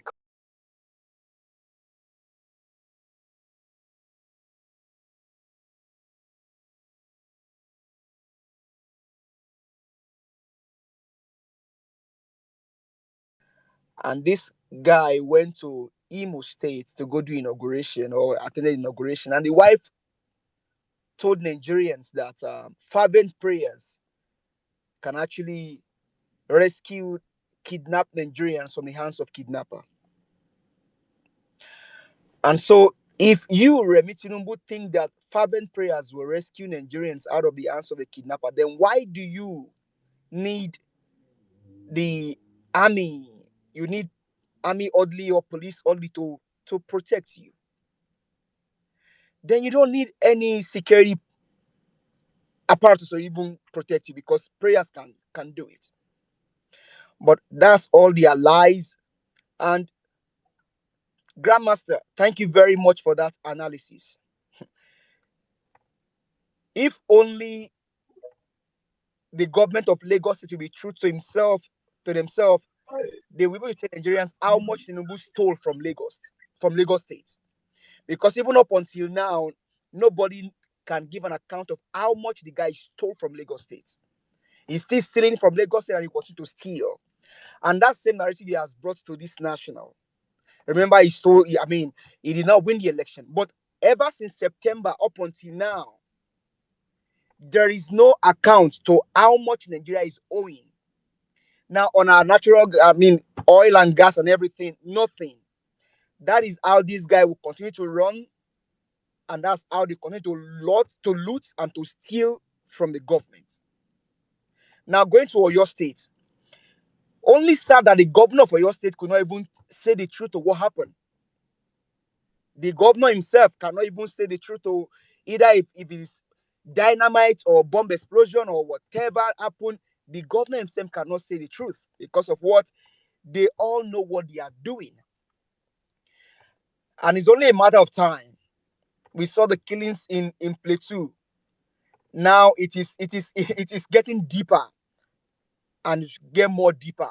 Nigerians, like the last caller, please arise. Mr. Batuna has given you he has given you a template. There is a need for a self-defense. These guys are there to steal, to kill, and to destroy. Nigerians, arise and defend yourself. Thank you. All right. Thank you very much, Tosin. Thank you very much for that sound submission. All right, quickly, we'll just go straight to Madam Anze. After Anze, we'll come to Rita and take it from there. Greetings to everyone. Please excuse my background noise. Mommy Bolanle, I dey salute to NCs. I got a complete failure after the test of today. Please, you have to send me the cheat answer so that I can pass it because I don't want to repeat the class. School fees is too expensive. Oga Saddam, I dey agree to how body. Thank you, everyone. It's always good to see all the beautiful and intelligent minds on this space. I'm sorry to differ from everybody. Please, we should all enjoy this our new shege or whatever we are going to call it. Nobody should do anything. We are happy with the way things are. Why are you all complaining? The man campaigned that there was not going to be purchasing power for everybody. And it is happening. Why are you complaining? Things are working just fine. A few days ago, I had a situation. I was looking for my sister that was living in Jos. By proxy, I got to talk to her through somebody. Bottom line is she's alive. How safe she is, I do not know. That's number one. Number two, whilst I was oohing and empathizing with the people of Ibadan, I got to see a relative by proxy that the house is like a picture of Afghanistan. And when I was told that this is the same house I knew, all I could say was, were they there? They said no. Are they alive? Yes. And I said, hope is for the living. So if we build this one today, we will do anything. Please sit down. Continue your pleasuring. Go to your weddings. Do the party. Throw away the money as an unlike. It's okay. We are doing well, though. You people are talking. We have progressed 7 months. So our money, World Bank is hearing us. We are doing progressively well. And it shall be well with all of us as we continue to do progressively well. Now, who won't come out now? Shell. By the time we are done, the people that are making the packaging of St. Louis sugar, they don't cost. They will pack out. Aswani will leave. Metalloplastica, gbogbo wọn ló máa jáde pátá. Kò sẹ́ni kankan tó máa kù. Nobody go remain. Why? Because our wisdom they create. When any president gets into a country, they look out for the future mind. That olórí burúkú tó jókòó síbẹ̀ tó ní kankan àtọ̀ lé mọ́gàjí. What has he said anything about children? What plans does he have? Anyway, I don't expect him to because his brain is fried on colos. Remi Tinubu was in power when Chibok girls were abducted. She was in Senate. She didn't do anything. And now she's asking for fervent prayers. All the prayers they prayed then, did he bring back the girls? Oh, now when you don't talk to First Lady, now the prayer will come strong. Well. Whoa, Olori Burukunwe, I feel bad because you are a waste for a woman. For a woman, you are a complete waste. For a human being, both of you are complete waste. The air you are breathing, you are cheating other people that deserve that air. And for that, as you wish us, you will get tenfold. For all the Agbado on this platform that have come to spy, come to my DM again and tell me that I am coming to talk. After all the things I'm going through, I am coming. Come again. And I will swear for all of you, idiots, bastards, fools of every cadre. Imagine the nonsense. The world is moving ahead and inventing things. What are we fighting for? We are fighting for malaria medicine to be cheap so that everybody can afford it. We are fighting for pure water to be cheap so everybody can drink. What rubbish. In 2024, my brother, there's nothing new about the year. The only difference is that it changed from number 3 to number 4. Kosi Kokoto Danwe. The shege is still going on and it will continue. As long as Nigerians enjoy their seats, go to their parties, do every nice thing that they want to do, nothing will change. And I hope it doesn't, so that everybody will enjoy the madness that they have decided to bring to themselves. I yield. All right, thank you very much.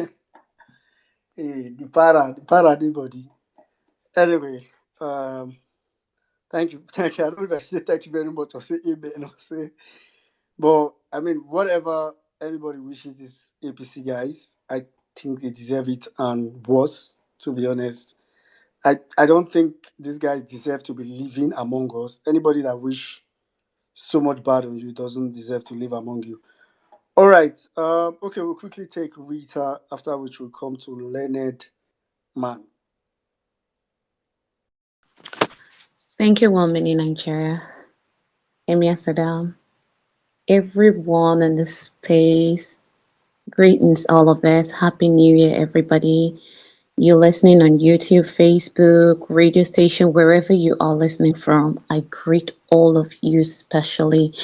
A big thank you to Daddy Babatunde Bedamose for what he has told us. Thank you, everyone. NC, Sardam, your submission, Grandmaster, everybody, I thank you. Guys, I want to talk about the state of the nation. I am in Niger Delta. I believe a lot of us knows that. At a time, we had a notorious kidnapper by the name Don Wani. Don Wani, there was a video of his I saw on YouTube some time ago. He was making a video of a lady and her children or so that he kidnapped. And they sent someone to check on the people he kidnapped, and he made a video to show the father. He said, "These are your family. They are doing okay." As a matter of fact, he say, "They don't chop my food where we're low.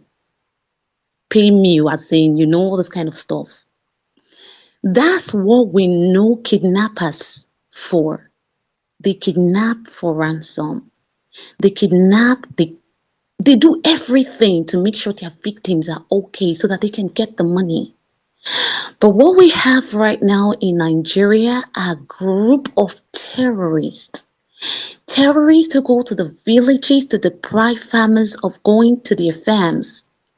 They deprive them, they kill women, children, just name it. These are not terrorists. These are not bandits. The earlier we start calling them by their real name, the better for everybody.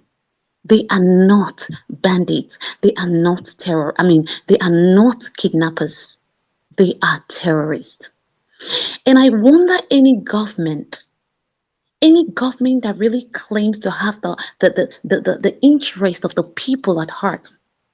Your people are being killed, you're saying they should not carry arms. Your people are being killed. Tinubu went and was begging clerics to start teaching their people that killing and this is bad. No good president does that. Nobody who knows the reason why he is in office does that because that's why you have the military apparatus. I made a tweet a few days ago. We have over 10 different security agencies in Nigeria. Why on earth should we be using taxpayers' money to pay these people if people can be kidnapped at will? Even now, the federal capital territory is no longer safe for citizens. So where else in Nigeria is safe? And that's why I started by telling Babatunde Gbadamosi, thank you very much for that little words of advice he has given to Nigerians. They say, let he that have ears hear what the Spirit is saying. But right now, you Nigerians that have ears, hear what the man, Babatunde Gbadamosi, have told us. Enough of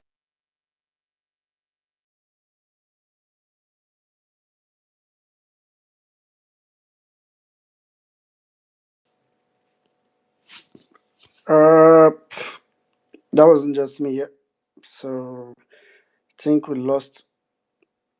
I think we lost Rita, but I think she was almost rounding up.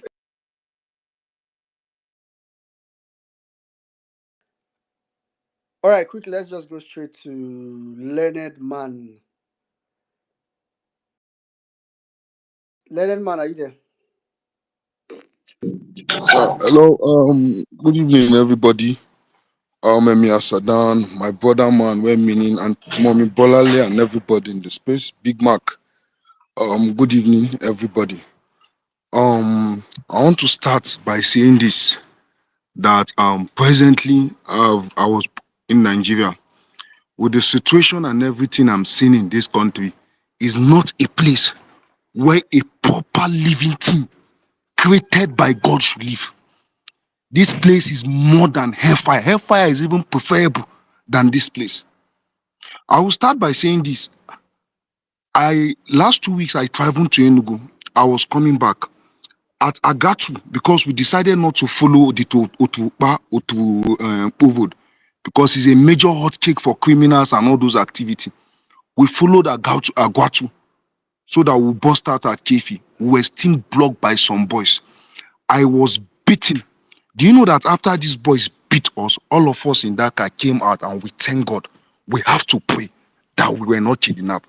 This is the situation where we have run into. That in Nigeria now, we now pray that small crime should even affect us. The bigger one should not come to us. In this same Nigeria, all of you know that we lost a brother called Wasu because of the negligence of the hospital. Things being done serious. If you are not on the upper rank, this country will suffer for it. You suffer for it. Things getting dated this country in Bauchi State today. As I'm talking to you now, looking for a small girl. Her name is Sha, over 13 years old. We have not seen this girl since 3 days. So everybody, movement, everybody, I watch the way I move, I wait, and these leaders we have, they don't even care about anything because they know this thing does not affect them. When they move, they always move with higher security. So the thing is that Nigeria is really not a country where push for my enemy to live at this point. The leaders are not doing anything. These people are demons in human form. Demons in human form. These are demons sent from hell in human form, leading this country. I am telling you. I am telling you. Because the way things are going, not at fast, very fast, telling you the truth. So at this point, We, the Luton, just decided that what we are going to be doing is that meeting to bring out these things, because something that we cannot bear. Things are not moving right. Things are not moving right. I think that is where I end my submission. Thank you. Yeah, thank you very much, Leonard man. I mean, what's happening in Nigeria is extremely saddening, so it's understandable. I mean, we are now wishing for we are wishing for like smaller problems now, yeah. So anyway, Rita, I think you're almost done with your submission. I was already even waving my hands. I was about interjecting. So all right, just take probably 30 seconds to finish your submission then. All right, thank you very much. I don't even know where I stopped before I my network knocked me off. But the fact is, like I said, these guys are not bandits. These guys are affecting every fiber of our beings. For them to be chasing farmers away from their farms, it means they want each and every one of us dead. For them to be chasing farmers away from their farms, they know in Nigeria we consume rice a lot. They will go and slaughter the necks of farmers. So these guys are not bandits. They are not kidnappers. And I don't know any government in the world that will say, yes, it's really there for the interest of the people and will not do something about this. It's a good thing that Nigeria is not the only country in the world. We've seen presidents resign just because their police mistakenly shoot at someone. But these are millions, as in thousands of people being killed. Under Buhari alone, a lot of thousands were recorded killed. Now again, it's still going on and nothing serious is being done. We need to call these guys by their names, and that's what they are. Terrorists is who they are. IPOP did not carry guns until before they labeled them terrorists. So what is going on? Thank God Violence Space is back again. I'm really sorry I couldn't call the names of everyone to greet. I greet you all specially and I love you. Thank God we are back in full force and we will start calling them by what they are, terrorists. And Right. APC is not doing anything and they need to either do something or leave that place because we didn't even vote for them in the first place. They know we didn't vote for them. The world knows we didn't vote for them. We know we did not vote for them. So they have to leave because it's obvious they don't have any idea on what to do. Thank you very much. I yield. All right, thank you very much, Rita. Thank you very much. So I think that's actually a good place to. It's not. There's no good place. So just have to end the space at some point. Um, Apologies to. I mean, I think there's a couple of people that couldn't speak, but of course we can't. Um, I think we are even like behind the intended closing time because one thing is we've come to realize is that uh, Nigeria problem not the finish. I mean, it's not something that you can talk and finish it and say, oh, we have talked everything. There's nothing to talk again. So, but we need to keep reminding ourselves because, like NCs and I think Saddam said earlier, as in over the past couple of months, like 1 month thereabout now, that violence space have been on break and generally, I think space in generally, everybody tries to face the holidays and all that. You discover that these people are just living as if the like nobody's reminding anybody of how bad situations are. So if that's the least thing that we're able to always do on violence space, I think it's very important. So we're already comfortable in the misery, so we don't become too comfortable. But on that note, thanks to everybody for coming. I see. Okay, I think Mommy B is raising her hand, so maybe she quickly wants to say something. Mommy B. Yes, sorry.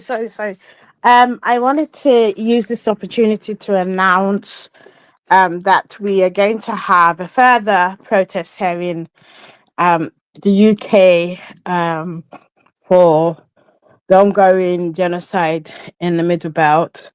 We're working with PSJ UK. It's an organization that has been speaking up for that ongoing genocide and has, established links that are quite useful in getting the messaging out.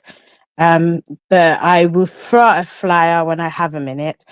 but for those in the UK, it's at Abuja House. I've never been there, but apparently, since people are asking for a Saturday, we've decided to do it on a Saturday.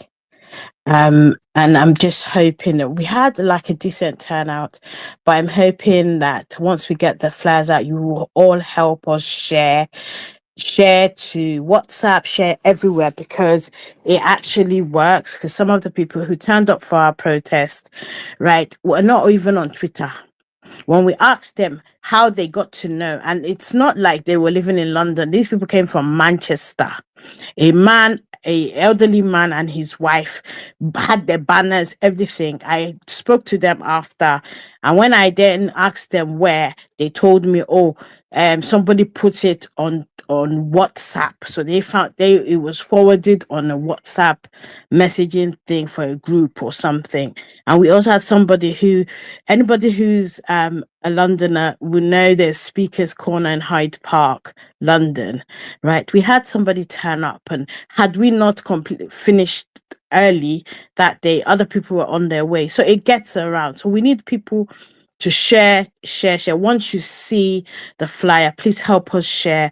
We also, because it's going to be a month next week, and the government still no condolences from Chief Tinubu, and and the only people that they supposedly arrested were the victims themselves. So all of these people that have killed 200 people just like that, no one has been arrested. So we're going to commemorate the day. I know there might be a protest, but I can't do that, so I can't confirm. But we will be doing light a candle for Plateau State on the 25th, but you will see information. We'll push it out there as soon as I've got all the flyers done and everything. So please, if you're in Nigeria, or if you have relatives in the UK, right, send it to them, get them to join us, because we're getting through to the international community. We just need to be a bit louder, right, and a bit more demanding that they take action. Thank you.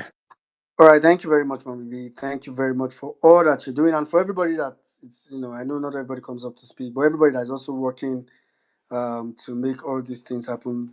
Um, thanks to everyone. Next week Thursday is supposed to be it's the last Thursday of January.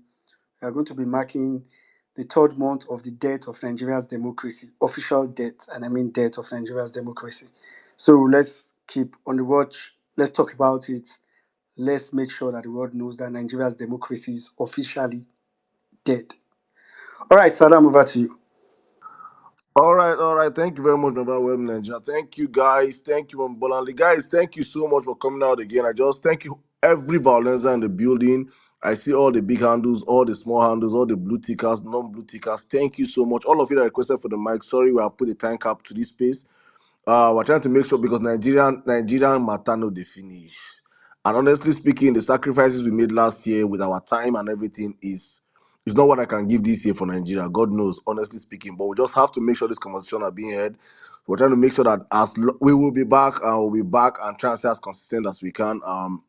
But it's important to understand that for the past couple of days, weeks, months, we as the people. When I say we as the people, I'm talking about the online community. We have kind of like lost focus on our realities, and it's because of the narrative that has been pushed out there. And if there's something about us on this platform, we are very, very big on narrative shaping. We have helped remind Nigerians of the reality of what we are seeing and what we are facing. We might it looks like we have forgotten our reality, and I say this all the time, that when you take away a person's tribe or religion, the person face reality. But when you involve the tribe and the religion of the person forgets totally their reality. And that has always been the game of these criminals in power, especially Bola Ahmed Tinubu. That is his MO. That's how he operates.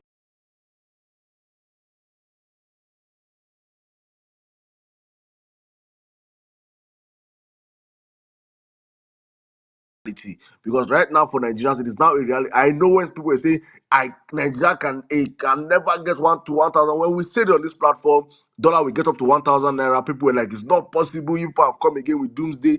And here we are. It is now above 1,000 naira. That is where we are as a people right now. And it's unfortunate. It will get so worse. And as long as we as the people don't stand up and speak on these issues and remind Nigerians of our reality. I said it before this on this space when I was making my submission. I said, tonight as we are speaking, they are kidnapping somebody in Nigeria. And somebody came up here and made a submission and said that they just kidnapped someone in Kaduna, in Abuja this evening as we are on space here. It is a reality of Nigeria. That is what is happening in that country. But as long as nobody's talking about it, people will be basking on tribalism, nonsense sentiment, and our reality will be staring us in our face, and we will forget what's happening to us as a country. So please, guys, us on this platform, we will be every day on the necks of these criminals, reminding Nigerians, Omo, it happened in Ibadan day before yesterday. Next time it can be Lagos. Next time it can be Enugu. It can even be Anambra. It can be Bayelsa. It can happen any single in that country because Nigeria, as we speak right now, is surrounded by terrorists, and those terrorists are ready to wage war on that country. So, guys, thank you very much. I see every single one of you. Thank you, my brothers and sisters that came up to speak today. Okay, and since I see your back, so I probably just bring you up. Probably have something to say as we wrap up the space. We'll be back, hopefully, God willing, on Tuesday and Thursday next week. As usual, the Violence Space is back. Back on facts and figures. I see every single one of you requesting for the mic. I'm sorry if you did not get a chance to speak today. Nigeria matters. When Nigeria said, they finish. They finish. And I trust these freaking criminals that they will give you more things to say next week. We will still come back here and we'll discuss Nigeria matter next week. As for me, I'm standing on the ground that Nigeria, the only way forward for us is a revolution. Nigeria's coming out to take back their country. Or I can't even study the other part because the other part is even the military are filled with criminals on their own. So I can't even come out and start saying the military to come back because I don't even trust the military. The only way for Nigeria going forward is Nigerians standing up and saying enough is enough. Let's take back our country, and we take back our country by pursuing these freaking criminals out of power. And I say this all the time. All we need is less than 1% of Nigerians standing up. 1% of Nigerians saying enough is enough. I'm tired. Is all we need to take back our country. Yes, your hands are up. Let me bring you in real quick before I shut down the space. Go on, please, bro.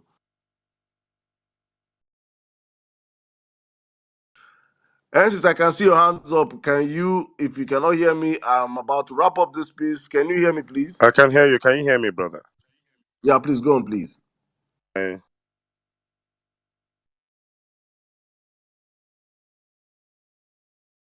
Your network is bad, N6. Probably you might have to tweet what you want to say. But guys, I see every one of you. I'm going to try and make sure I call as many as possible. Valencians, you guys are amazing. We have built an amazing, wonderful community. Honestly, from all of us up here, we miss all of you. And I cannot say how much you guys have been reaching out to the DMs, coming up, guys. And we are back again.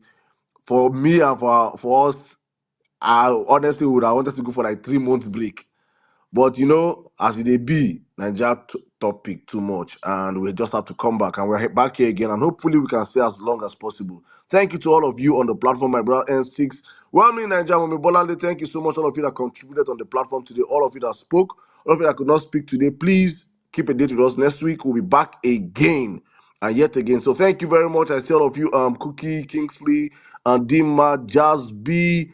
Mama Wakili, thank you so much. Mama Odogu, thank you so much. I see my sister Pels. Good to have you on the platform. The General, good to have you on the platform. JP, my brother. Big Ma, good to have you, sir.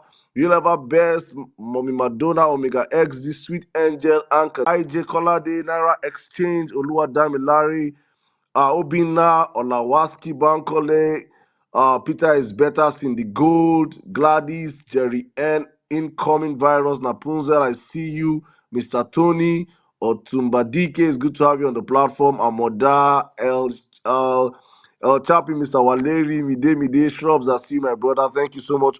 Guys, it's been a while. Chulo, what's happening, bro? Duchess, Larry, my brother, good to have you on the platform. Mike, Take Back, Mugzi,